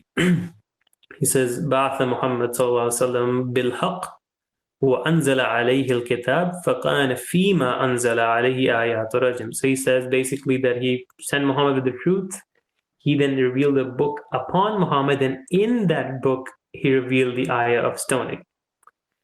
Now, this ayah was found or was written, and even Omar is actually telling people that I am afraid that people might say with passage of time, the verse isn't found in the book of Allah, and thus they can start abandoning this practice. So it's very interesting the severity of which Omar is telling the people about this verse. Now, if you go into the next slide, just to make this more clear, the first hadith you quoted it says right at the end, agreed upon, mutafaqun alayh. Is considered the gold standard of hadith for Sunni Muslims. When a hadith is mentioned by both Imam Muslim and Imam Bukhari, this means two independent scholars, peer-reviewed, not peer-reviewed, I'm just kidding, but there's definitely two different scholars, major hadith scholars who agree upon a hadith is considered the gold standard of hadith. There is no hadith better than this hadith, right? This is like the best you can get. And then there's also another hadith in Sunan of Abu Dawood, who, according to Sheikh Albani, the Salafi scholar, he has gone through and decided it is also Sahih. Even without the second hadith, we have one hadith clearly says there was a verse in the Quran that said, stone the adulterer. In the Quran, as you said, there's ayat in the kitab of Allah that said this, and it's gone, completely gone. And now we can get it. Here's the interesting bit. In the slides, 2 slides above, when we were mentioning about the Surah Ahzab, Yeah. we saw their translation of the ayah, but now we get the actual Arabic of the ayah. And Omar brings it forward to us, and this, I believe, is from Ibn Majah, and this is classified as Sahih as well. And he says, وَقَدْ قَرَأْتَهَا, we recited in it, الشيخ والشيخة إذا زنيا فرجموهما, that if an old man and an old woman commit adultery, stone them both. But like the old man and old woman, they're gonna die anyways, like soon. Let them live their life. My God. Like the sheikh and sheikha. You want to stone the sheikh? Come on. Like, who came up with this? The problem with this specific hadith and the missing, and this ayah being missing, is the idea or the punishment of stoning is still applied in Sunni Islam, and Muhammad acted upon it. And if you go into details, there's a hadith saying that Muhammad practiced it, Abu Bakr practices, Uthman practices, Ali practices, and Omar practiced it. They actually all stoned people to death. And this practice was apparently, it continued after Muhammad's death as well. So what's the wisdom behind taking the ayah out of the Quran if you want to preserve the commandment? And that's why I don't get, why was it not part of the Quran then? Okay. And it's incoherent.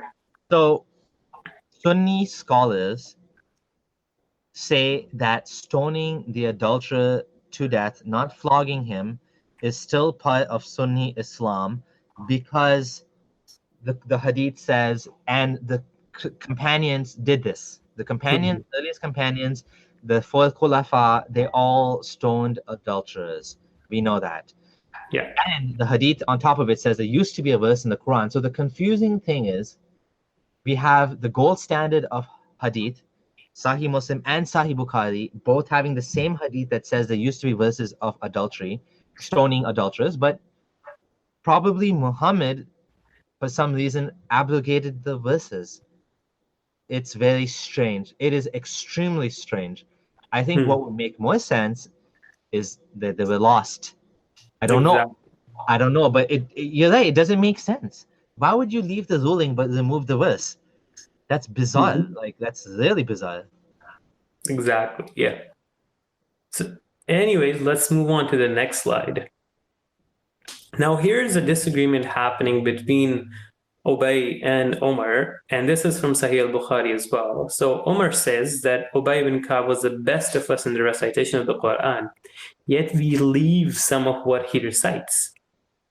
Ubay said, I have taken it from the mouth of Allah's messenger and will not leave for anything else. So this is highlighting a very, very, very important subject here, is that Ubay says, I will keep the ayahs that even are abrogated as part of the Quran's recital. And these were in his mushaf as well. But Omar says, we don't consider those part of the Quran. And then Ubay is disagreeing with Omar and in very strong words, and will not leave for anything whatsoever. And then Omar says, but Allah said, none of our revelations, and then he quotes the verse 2106. This highlights the extent of confusion and disagreements between the Sahaba themselves as to what is and what isn't part of the Quran. Yeah, and again, beautiful point. This shows us who decided what goes in the Quran. It was a human effort. At the end of the day, there were people that had Qurans with maybe more surahs, more ayat for sure, and their Quran didn't become the official one. The official Quran was the one that Uthman decided, and so this is another great example you brought forward. Okay, now let's go to the next slide. Okay, so this is a very interesting incident. I've just narrated like one of the hadith, but this is extensively reported in the hadith literature. And the whole story is that the Prophet sent a group of about 70 people to attack a town, and they failed and they got caught and they got all killed. So Muhammad was praying to Allah to curse the people and all for 40 days. And then an ayah was revealed. And here's the interesting part, we see what the ayah was. And the ayah was merely stating, inform our people, the people who have died, that they have met their Lord and He is pleased with them and they're pleased with Him. Now, the ayah was بَلِّغْ قَوْمَنَا أَنْ قَدْ لَقِينَا رَبَّنَا عَنَّا وَرَضِينَا عَنْهُ. The problem is this was then later on canceled, as the hadith literally says. It was canceled later on. But I just don't understand what's the motive or the wisdom behind canceling this ayah. This is completely spiritual issue. It has no effect on any jurisprudence or anything. If you would have just left it in, what would have changed? Nothing. So a lot of times you don't even understand why they were canceled. They're just gone because they're just gone. Yeah, that's very, very strange. Maybe Allah changed His mind about being pleased with them? Could be. Maybe when He met them and they're like, nah, I don't like these guys. Okay. So, but more seriously, this doesn't make any sense again. Why the verses are moved? I don't know. Doesn't make sense. This is a very interesting one as well.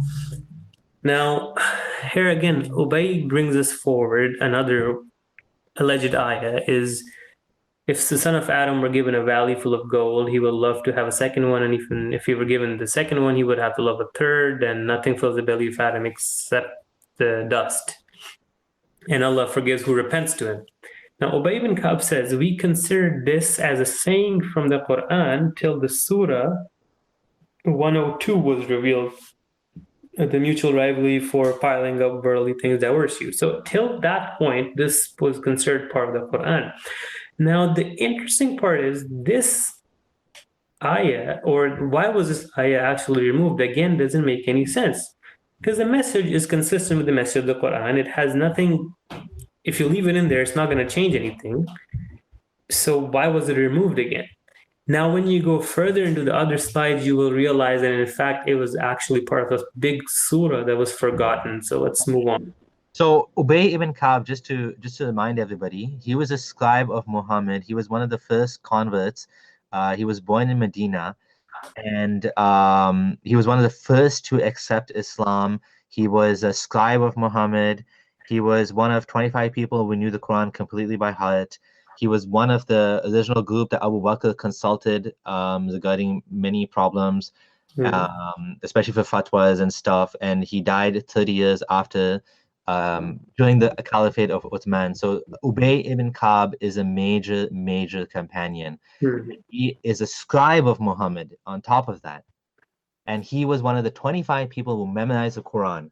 And this hadith is coming from him saying that there used to be this spiritual verse about, warding off wealth. And the funny thing is, now, when you think about it, it's kind of funny. We still got the surah. We still got the ayah when it came to the hadith. Yeah, exactly. Preserved to hadith. So, what was the point of abrogating it? We still heard it anyways, right? Might as well just left it.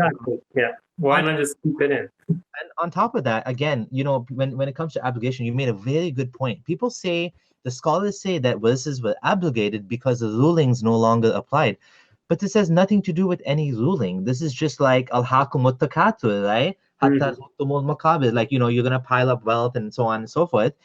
And this is a similar example of that. It's a beautiful kind of saying that, no matter humans, how much wealth you give them, you'll never be happy except when your mouth is full of dust. I mean, that's a beautiful example of how humans are. Our nature is we love piling up things, we love collecting things, but why would you remove that from the Quran unless it was just forgotten, right? And it seems like what we see here is the companions are very insistent on telling people that, like, they're almost like pleading with people to tell them, like, listen, this was part of the Quran. They don't want people to forget this. They want people to know this. It's almost like a desperate plea to try to keep it alive, even though it's gone. It's no longer part of the Quran, right? And exactly. Ubay, yeah, go ahead. And one thing you notice is Allah says in those verses earlier in 2:106 that He either makes them to forget the ayah or changes it with a better one. And the thing is, why does He keep letting people remember the ayah that He's trying to cancel out, you know? Muhammad forgot it, but the companions didn't forget it, which is again human nature. Sometimes will forget things. Now, there's one more thing interesting about this this whole abrogation thing, which is this so-called Arabic of the Quran, where it says that, you know, where he actually quotes, if the son of Adam was given a valley full of gold. This verse could be actually satisfying the challenge of a surah or ayah like it, because yet again, this is not part of the Quran that we have, yet it matches the language, the grammar, everything of the Quran. This could be easily another, you know, because, and the point I'm trying to make is the challenge of bring another surah like it, or bring another, it's a nonsensical challenge.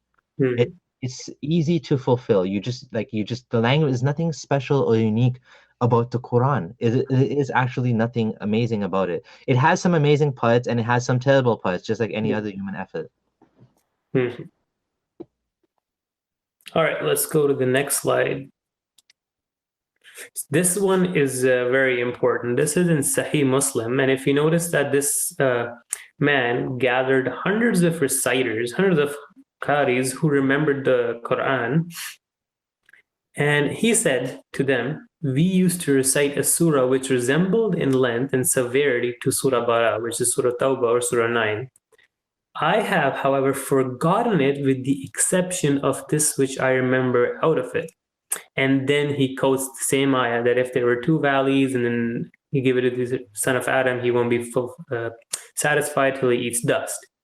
He said that there was a surah that was as long as surah number 9 of the Quran. The whole surah has disappeared, and definitely this ayah has also gone with it. And then he goes on that there was another surah, resembled one of the surahs of Musabihat, and I have forgotten it as well. And then he quotes another ayah that used to be part of the Quran again. O people who believe, why do you say that which you do not practice? And that is recorded in your necks as a witness against you. You would be asked about it on the day of resurrection. Again, why are these verses in surahs, the whole surahs have gone missing? It's just hard to understand what's the logic or the reason or the wisdom behind it. And and again, this is from Sahih al-Muslim, so it's an authentic narration. And I just want to share one thing quickly, which is I want to go back to the email of Yasir Qadi here, and I just want to talk about it for a second. Yasir Qadi has, in his first year at Yale University, been exposed to something that has, you know, like he said, basically been a crisis of knowledge for him. I'm just going to read his email because this is something that hasn't been, people don't know about, and it's kind of being, you know, hidden from the masses, right? He's saying that the preservation of the Quran is a fact because Allah says so. Okay, so first he's saying his belief. Then he's saying we need to be mature enough to question what exactly hifth entails. So he's giving a disclaimer right at the beginning because he doesn't want anyone to call him a disbeliever. So right at the beginning, he's saying, well, Allah says it's preserved, so it's preserved. Fine. But what does that mean? And then he's saying a failure to do so will lead to major problems amongst an ever-growing group of intellectually curious Muslims, for whom the standard medieval narrative simply holds little academic weight. And he mentions something very important as well. Notice he says in the first paragraph, last two lines, the book I mentioned about, as well, a cursory reading of Kitab al-Masahif of Ibn Abu Dawud would indicate, to me at least, and I know it is an arguable point, that earlier scholars were far more open to the notion of minor variations than the later ones are. And can you elaborate on that a bit? So that book is written by the son of Abu Dawud, the great hadith scholar, and that book brings staggering variations. Those aren't minor, as he says. That book contains 2 extra surahs that were part of Obay's codex. There's whole two surahs, Surah Haft and Surah Khal. It also mentions, Does it actually mention the full surahs? yes, it does. Wow. The whole text is given, and Wow. they're startlingly exactly like the Quran and exactly what you would expect the Quran would sound like. And then it goes into major variants where it alleges that Abdullah ibn Mas'ud didn't consider Fatiha to be part of the Quran and didn't consider the last two mawdatain, the quls, to be part of the Quran. And then, like, I have made posts about this. The book has not been translated into English yet. It's in Arabic. I have screenshots from that book.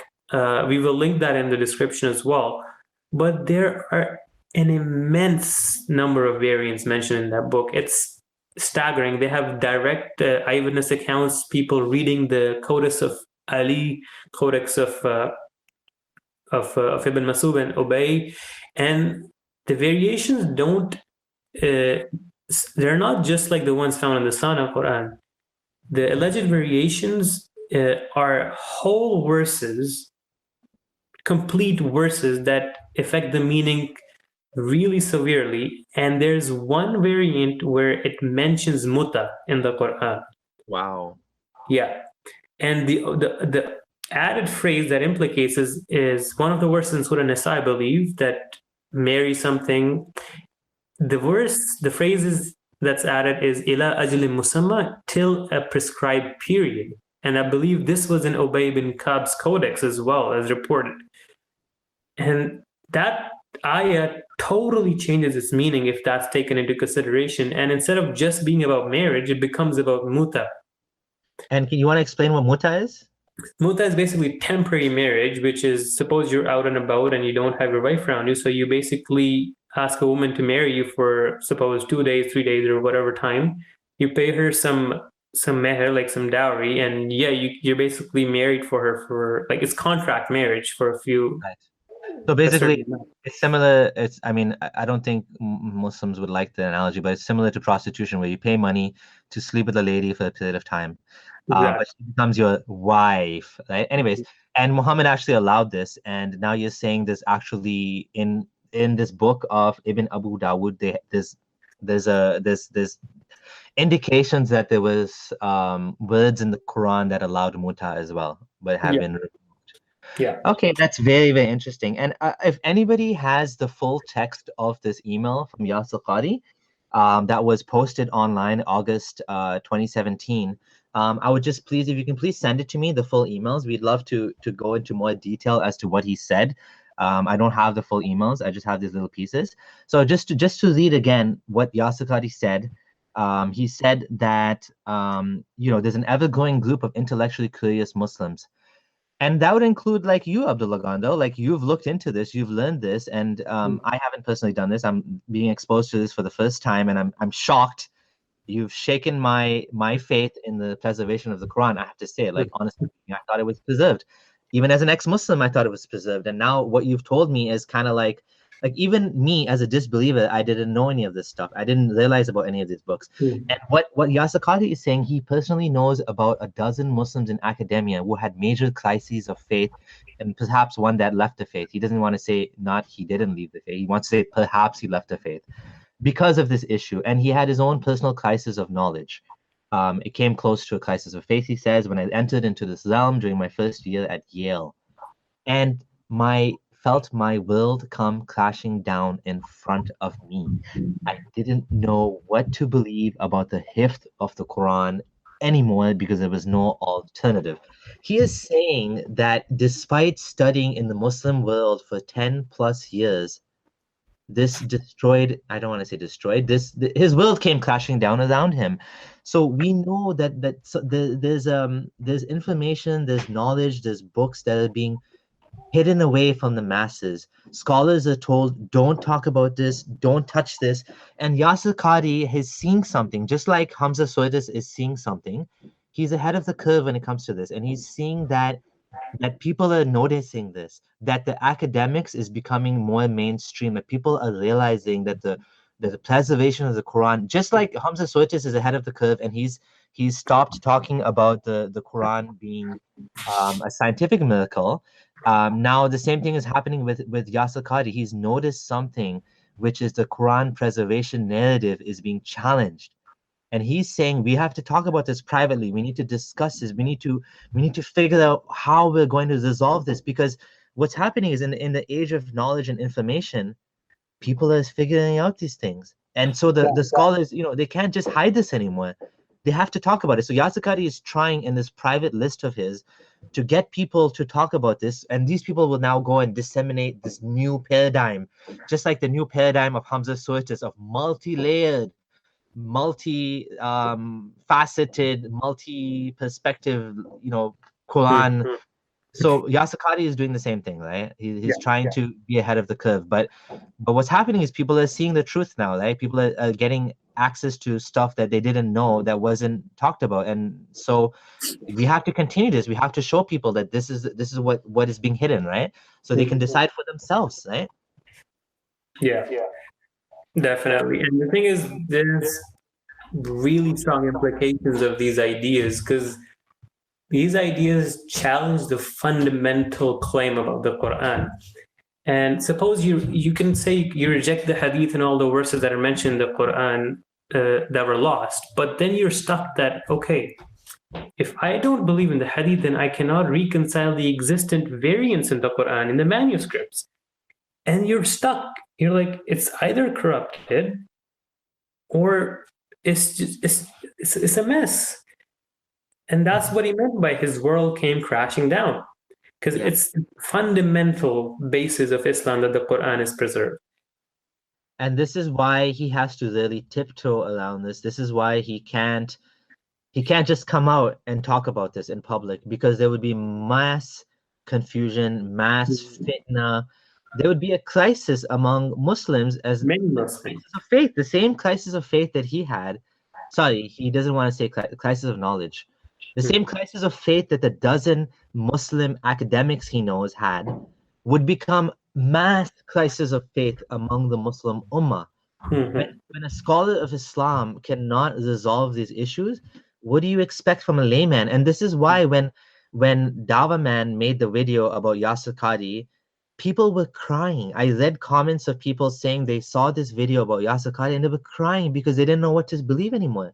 Like, people look up to these scholars, and when these scholars can't see the way through the mess, what does it mean for the typical Muslim, right? Yeah, exactly. And this is why, like, people are also, like, questioning his faith now. I mean, I don't think we should question his faith.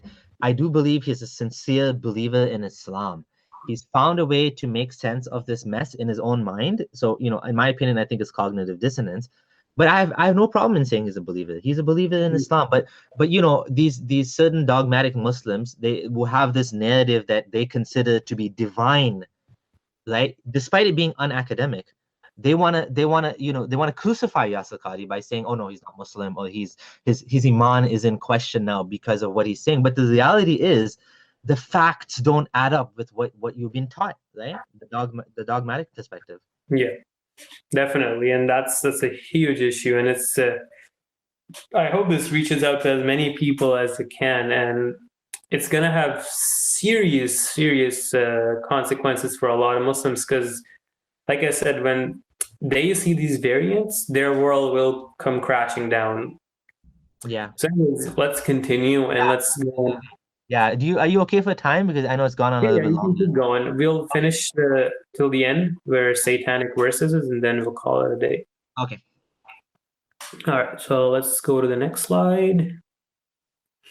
This is a very, very interesting one. So in the current Quran, we see this ayah in Surah 2, verse 238. حَافِظُوا عَلَى الصَّلَوَاتِ وَالصَّلَاةِ الْوُسْطَى وَقُومُوا لِلَّهِ قَانِتِينَ. Now, if we look at the top right in Sahih Muslim, this is also mentioned in Sahih Bukhari and multiple other places. I just showed just one or two narrations. There was this man transcribing a copy of the Quran for Aisha, and then Aisha said, when you reach this verse, guard the prayers and the middle prayer. And then when the guy reached it, he told her, and then she said, and add this to it. She said she heard Muhammad recite the verse as حافظوا على الصلوات والصلاة الوسطى والصلاة العصر وقوموا لله قانتين. And there's an extra word in it. Now, a lot of Muslim apologists have said, oh, the Salatul Asr was just a tafsir of the word wusta and what the Salatul Wusta meant. But when you go down to the hadith just below it, and this has been reported multiple times as well in the Sahihain, it's just the hadith under it, it says that the verse was revealed with the word Salatul Asr in it. And the Sahaba says, we recited it like that as long as Allah will, and then it was cancelled and abrogated, and then changed. Now the point being is, why would you reveal a verse with an extra word, then cancel it, and then say that Salatul Wusta meant Salatul Asr? Why cause this confusion? What is the motive behind it again? Yeah. So Ghazal prayers and the Asr prayer. Yeah, I remember this surah. People say Salatul Wusta is Salatul Asr, but it actually explicitly said that according to Aisha. Mm-hmm. And the Sahabi literally says, I have already informed you how this verse was revealed and how Allah abrogated it, and then he just says, Allah knows best. Okay. All right, let's go to the next slide. This is very interesting. Now, there's going to be 3 hadiths, these 2 here and the one below. And basically, Muhammad is walking around and he listens to the Quran being recited in the mosque. And then he says that, may Allah have mercy upon this guy who reminded me of such and such a verse that I was made to forget. And basically, it's simply an admission of Muhammad's weak memory that he would forget the Quran himself. So how come hadith narrators don't review and put blame on Muhammad as the narrator of the Quran? Because if he had a weak memory, then, well, how do we know the Quran's really the right Quran? Yeah, if the source is flawed, then you can't trust anything else. Everything else. All narrators and all hadith because of one guy had a false memory. But now we're talking about the first guy in the chain between Allah and Jibril and us that has a weak memory and is forgetting stuff. But Allah, of course, Allah made him forget. So that's okay. That's fine. And again, right? Like, I forgot. Oh, no. Allah made me forget. It's the same thing. You just forgot. Yeah. Anyways, the next slide just mentions the same. This is the wife of Prophet Muhammad in Bukhari and Muslim saying that he acknowledged that he forgot a verse. Like, oh, guys, thanks for reminding me what Allah taught me. Good job. And it shows up again, a longer version of the same story, but they mention the name of the person who reminded Muhammad the verses. And that's in Sahih Bukhari as well. Why did they memorize and preserve this? I don't understand. Like, this doesn't make sense. Why would you want to say that? Like, I guess the only thing I can think of is that people were so strongly believed in this message that they didn't care how stupid it sounded. They're like, yeah, so he forgot. Allah made him forget. So what? What's the big deal? Yeah. I have even more iman. Have you ever heard Muslims tell you that? I have more iman after you told me this. My iman has increased. You've given me more iman. I'm a better Muslim because of you. I'm like, okay, great. Maybe. Like, I can already see somebody saying, see, Allah said in verse 106 that Allah can cause people to forget the ayah and bring a new one. And then they say, see, Prophet said the same. Allah caused them to forget. SubhanAllah, it's a miracle. Yeah. Oh, I love this. This one is the best one in my opinion, because this literally catches Muhammad in the act of editing the verses and catches him off guard. Basically, what's happening here is in 495, the verse initially was revealed, not equal are the believers who sit at home. This is in relation to people who fight in the way of Allah. Now, Muhammad says, okay, the verse is here, and then he orders somebody to bring ink and a wooden board or a piece of bone so they can write the word. Then they wrote the verse. Now, after they'd written the verse, there was a blind man sitting behind Muhammad, and he said, but O Messenger of Allah, what about me? I am blind. I can't go to fight. So am I also included in the admonition? Allah saying that I'm not equal to the believers who sit at home? But then Muhammad like, oh, and then suddenly the verse gets edited like on the spot, and then Allah reveals that not equal to those believers who sit at home, except those who are disabled and those who strive. And you can just see that this is Muhammad editing the message after realizing, oh, he forgot to add this.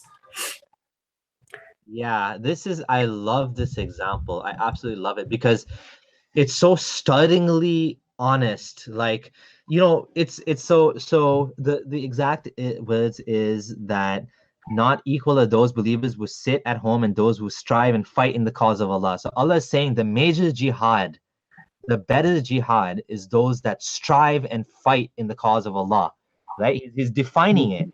And then, because you have some people that say, no, the greatest jihad is jihadun nafs, to purify your soul. No, the Quran says the opposite. The Quran says you're not equal, the guys who sit at home and the guys who go and fight, right? The guys that go and fight are better, right? By ranks, right? And then this guy who is the same man who was the surah of Abasa was revealed, the blind man that Prophet Muhammad turned away from, was like, but what about me? I am blind. I can't go fight in the cause of Allah. Hold on. So Allah has revealed instead of that verse, not equal to those who sit at home, except those who are disabled. Try and fight in the cause of Allah. So the blind man went home happy that he has an excuse not to fight in jihad. Yeah. And this is also from Sahih Bukhari, and it's been narrated from different sources multiple times, the same narration.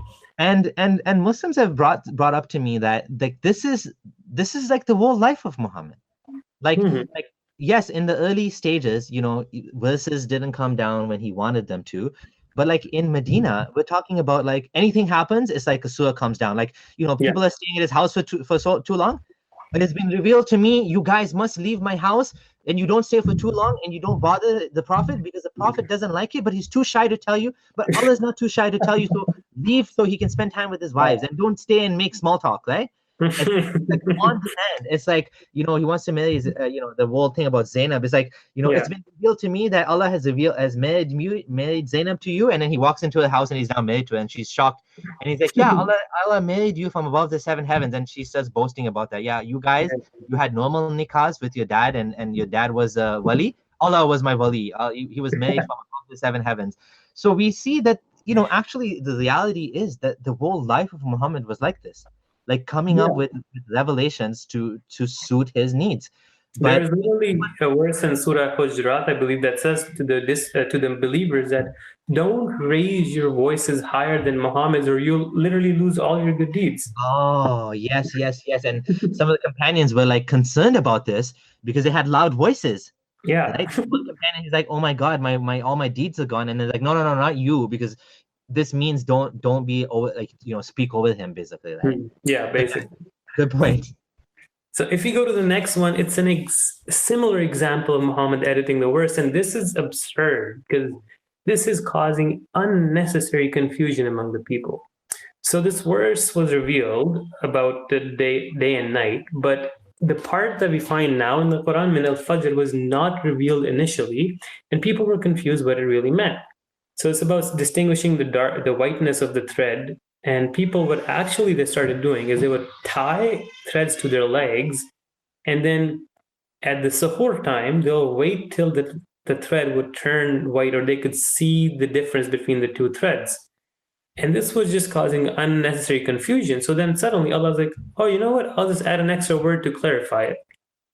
And this hadith is in Bukhari as well. And it is a staggeringly honest hadith, and it's just blatantly obvious what's going on here. Is Muhammad writes an ayah and then causes confusion, and he's like, okay, you know what? I'm just going to amend it and make it better and clear the confusion away.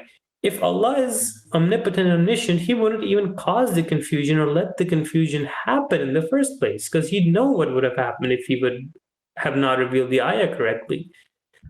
Yeah, and that brings up another example of how in the beginning, if you read the tafsir and you read the hadith, and you understand that in the beginning, in Ramadan, it was forbidden to have any sex whatsoever with your wife.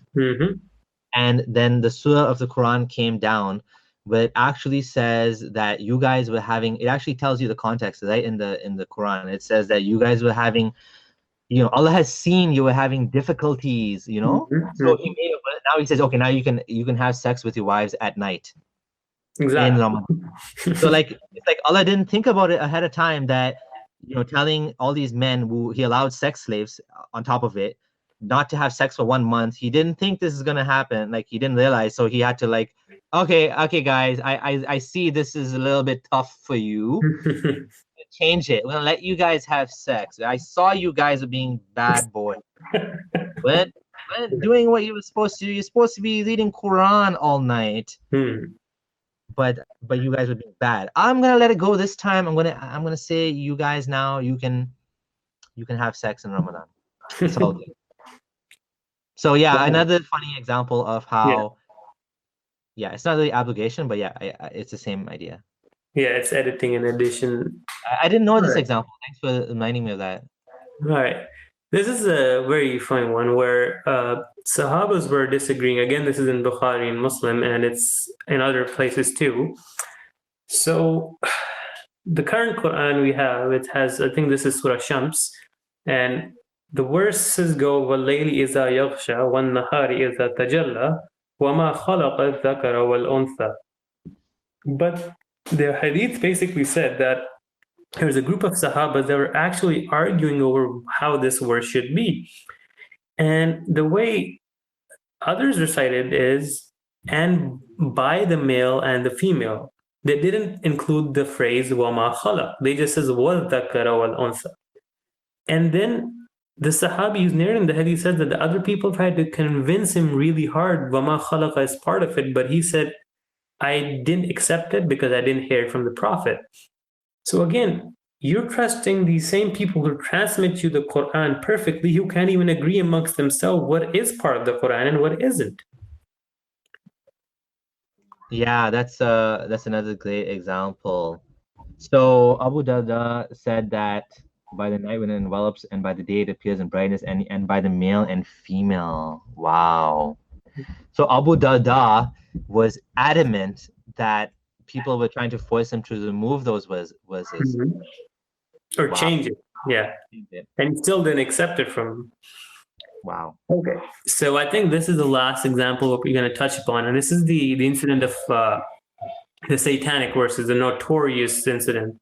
It's very well documented. And what you're seeing right now on your screen is from Sirah of Ibn Hisham ibn Ishaq. It's one of the earliest Sirahs ever written.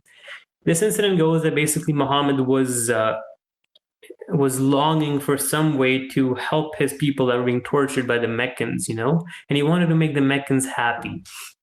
Now, one day he's sitting with all the chiefs of Mecca around him by the Kaaba, and he recites Surah Najm. And at the end, when he gets there, he mentions the three goddesses, Lat, Manat, and Uzza.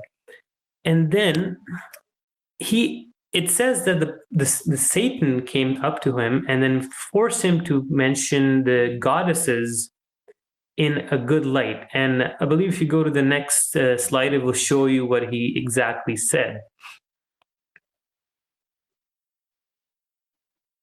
Okay, so on the right side, this is also narrated in the history of Tabari. And he said, have you thought upon Allah, Manat, Uzza, the other one? And then Satan said, cast it on his tongue. These are the high-flying cranes. Verily, their intercession is accepted and with approval. So basically, he's going against his monotheistic message and endorses these three pagan goddesses of the Quraysh. What ends up happening is then Muhammad falls in prostration, and so do all the chiefs of the polytheists, and they're all happy. They're like, oh, look, Muhammad has accepted our gods, and now we're all reconciled, and everything's good. But then Muhammad's own followers are like, hey, man, look, you've been pushing monotheism for so long. There's one God, and then suddenly now there are three. So then Muhammad realizes, oh, no. Now he says that, oh, this was because when I was reciting, Satan intervened and caused me to say those things. And this is shocking, because this now brings the whole integrity of Muhammad into doubt, because he is basically changing the Quran just to get benefit from it, or to lessen the suffering of his people by bending over and accepting the beliefs of his enemies. So this isn't mentioned in Tabari, you said? Yeah, this is mentioned in Tabari as well. Early years of Prophet, I forgot what the exact volume is, but I'll put that in the description. Which book is this one that we're quoting from right now? This is from Tabari. This is Tabari, and the previous one. Yeah, that is from the Life of Muhammad by Ibn Ishaq. Okay.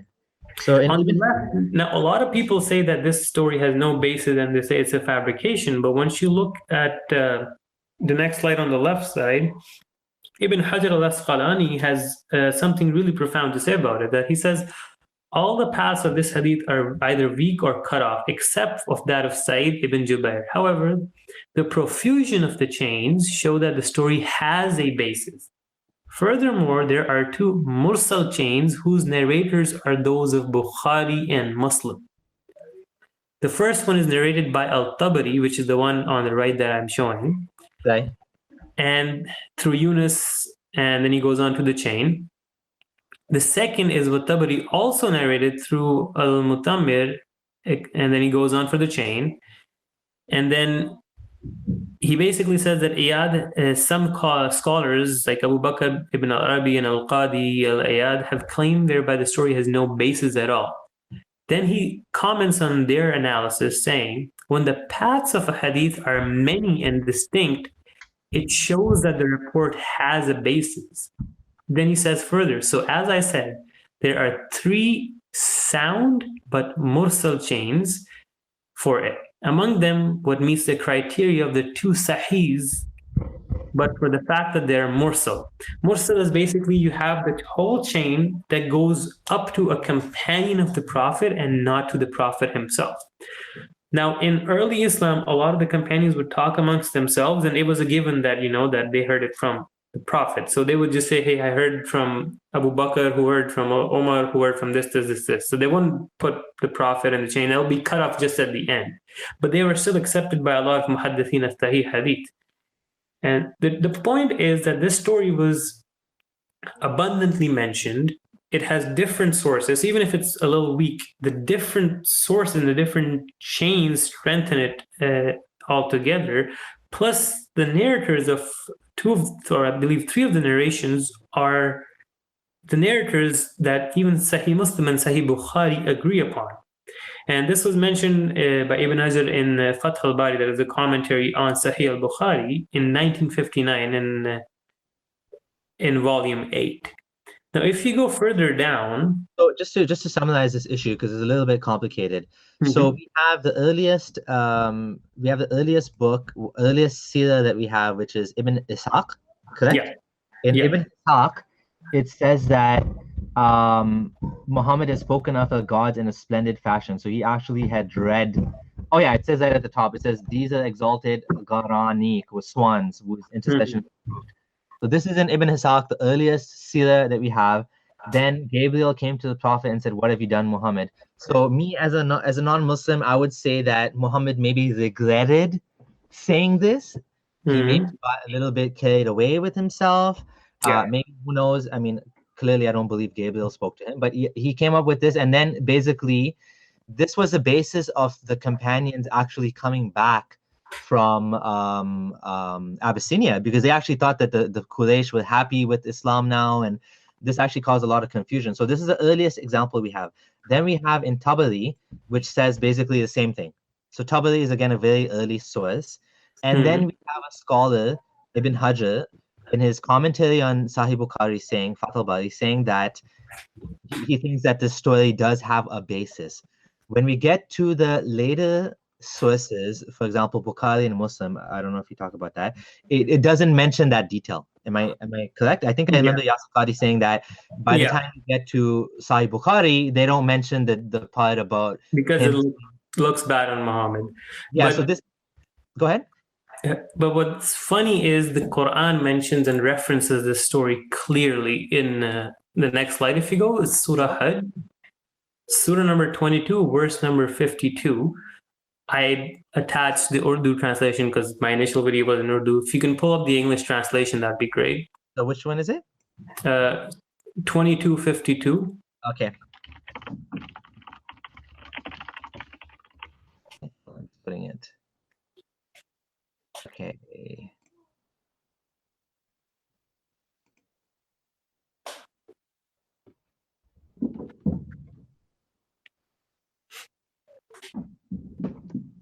This one? 52. Verse 52, yeah. Right. And now, interestingly, look what the verse itself says. And we did not send before you any messenger prophet, except that when he spoke or recited, Satan threw into it. But Oh, Allah abolishes what Satan throws in.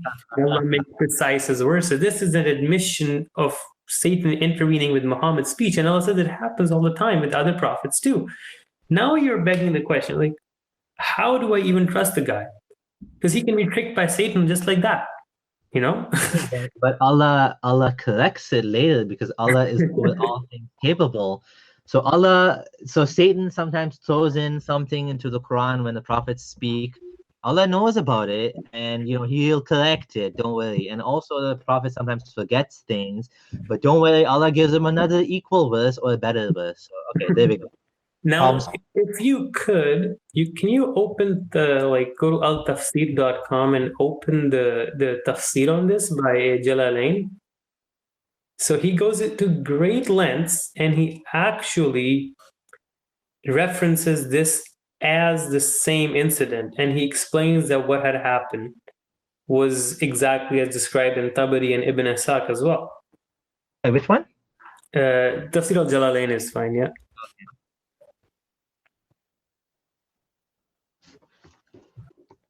Okay, can you see it? Yeah. So first he translates the verse itself, and then he goes on to tell the story that he was sitting in the company of the Quraysh, and when he recited, Satan cast into his recitation what is not from the Quran, but those of which the Prophet had been sent would find pleasing, exactly as the story tells us. And then he says the good things about the goddesses, and then people all bow down, and then Gabriel comes and then later informs him and fixes the verse. So the point being made is that this isn't an unfound story. It has a basis not only in Sirah and Hadith literature, literally itself in the Quran, because the Quran references it. And this brings us back to the point, like, it's so patently obvious at this after this discussion that Muhammad was making all of this up. We've covered so far variations in manuscripts that vary from missing words to different words to literally rearrangement of sentence structure. And then we have come across different missing words, phrases in the manuscripts. Then the current Qurans themselves have variations. And then the hadith said that Muhammad would forget, and then he would actually be lured by Satan to saying stuff. Then Muhammad would edit verses on the spot. How can we not clearly see what's going on now? Yeah. And this incident, part of this Satanic Verses incident, is mentioned in Bukhari and Muslim and other hadith, as you said, that Yasir Qadi mentioned, that it mentions a part of the Quraysh are sitting there and then they all bow down with Muhammad, but it doesn't tell the details prior to that what led up to the incident, what verses he recited. And one would really question, why would the kuffar who were hell-bent on torching Muhammad at that time would suddenly bow down with him? Yeah. If you say that, oh, it's the eloquence of Surah Najm, that's why they bow down. No, because they'd heard the Quran before Surah Najm for years and years, and something like this didn't happen. Yeah. So again, to summarize that, I believe my views are that the Quran definitely has human intervention in it. It has been changed. It has been played with. It has been revised, and at certain points, it's been edited to make it sound better. Even if you go into the manuscripts in a lot more detail, if you want to go do more reading, you'll see that to some of the variants, later on, the scribes, a few centuries later, would come up, would make asterisks, and then on the margins, write words to add. And those additions are now found in the current Quran as well. So what I want to do is I wish people would understand and let go of the belief that the Quran is word to word preserved. It's not. Okay, Muslim scholars know about it for centuries. They've been debating this. In fact, these are Muslims who bring these things forward to us, all these variants. So let's be honest with ourselves. Let's address this issue. Let's be intellectually honest about it. And I'd make a plea to the Muslim scholars is stop telling the people that it's been preserved dot to dot. It's not. It's a lie. You're feeding people just to make the Quran seem miraculous. Yeah, absolutely. Just want to say thanks again for that amazing presentation. Most of this I have never studied, and even to me, it's new. Like I'm not aware of any of this stuff. Just little tidbits about the abrogation and stuff, but not about the manuscripts. I never looked into that. I never looked into the Satanic Verses to the depth that you have, and I'm impressed that you managed to make all these slides on your phone. That's crazy. You did all this on your phone. Oh my God! Like, what's next? You're gonna be making like fancy YouTube videos on your phone or something. So everyone, just want to say, give a big thanks to Abdullah Gondal. He did an amazing job. Again, all on his phone, and this was the second time he's presenting this information. The first time was in Urdu, and now in English. And I'm very, very happy to have this opportunity to discuss. It's gone on. It took a little bit longer because we stopped and reflected a lot, which I think was helpful. And so this will be up live. The link is already there for the PDF if anyone wants to see it. Please keep studying. Do you have any resources you want to recommend to people? Yes. If you want to read about the variants in the Quran, then there's books written by Gerard Poin, Jeffrey Arthur. There's another one, the Syriac Aramaic reading of the Quran, where a lot of the words in the Quran itself are just not even from Arabic. Like, for example, the word hur, I think it's in Aramaic, it means grapes. And when you put that there, you're like, oh, there'll be abundance of grapes in Jannah instead of abundance of wide-eyed virgins. There's a lot to it. There is no consensus per se as to how the Quran was compiled, even amongst scholarship and academia. I mean, nobody in academics takes the idea that the Quran was preserved word to word seriously. What they do say is that the variations reported in the hadith literature, sometimes those variants are found in the manuscripts. A book I can recommend is Which Quran by Ibn Waraq. It's a collection of articles, scholarly articles, and then he puts his own input in it as well at the end. Definitely, there's a lot of papers on the issue on scribd.com. You can just write Quran textual variants and you'll find many. Again, there are different types of manuscripts. Not all are available online. So you have to do a lot of digging. Okay. To find all of them. Let's say you finally have concluded that the Quran is not the word of God. What's the next steps? What should a person do who's in this situation now that he's not sure? He has a lot of doubt based on what he's understood, and doubt is a sign, your mind is telling you that everything is not cohering, everything is not adding up together. Something's wrong. So, I would recommend people listen to your mind. The doubt is there for a reason. It's telling you something is wrong. I would recommend, keep studying, keep researching. And if you feel like you want to leave Islam, you're most welcome to. I mean, you don't have to stick in the religion that your parents gave you. And you have every right to leave Islam if you feel that it's not the word of, it's not from Allah, not from God. You can still call yourself Muslim if you want to call yourself Muslim. Many people are not able to openly come out and become ex-Muslims. Many of us, we're lucky enough to be living in the West where we have tolerance, and there's a lot of tolerance, and we, even so, still we're doing what we do comes with a risk involved and a lot of, some stress and some pressure from people and family and friends, and it's more difficult the more conservative your family is. But my advice to people is, keep learning. You don't have to leave Islam. You're most welcome to. But if you feel confident that this is not the word of God, then you're most welcome to live your life. Get your life back.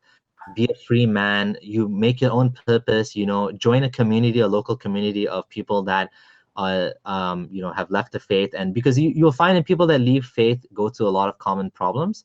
They have a lot of common issues that they face, how to deal with friends and family, and what to tell their parents, and when to tell their parents, if they should tell their parents, and all that. So again, thank you so much. Is there anything else you want to add before we end it? No, that should be good. I was just thinking if people had any questions they wanted to ask.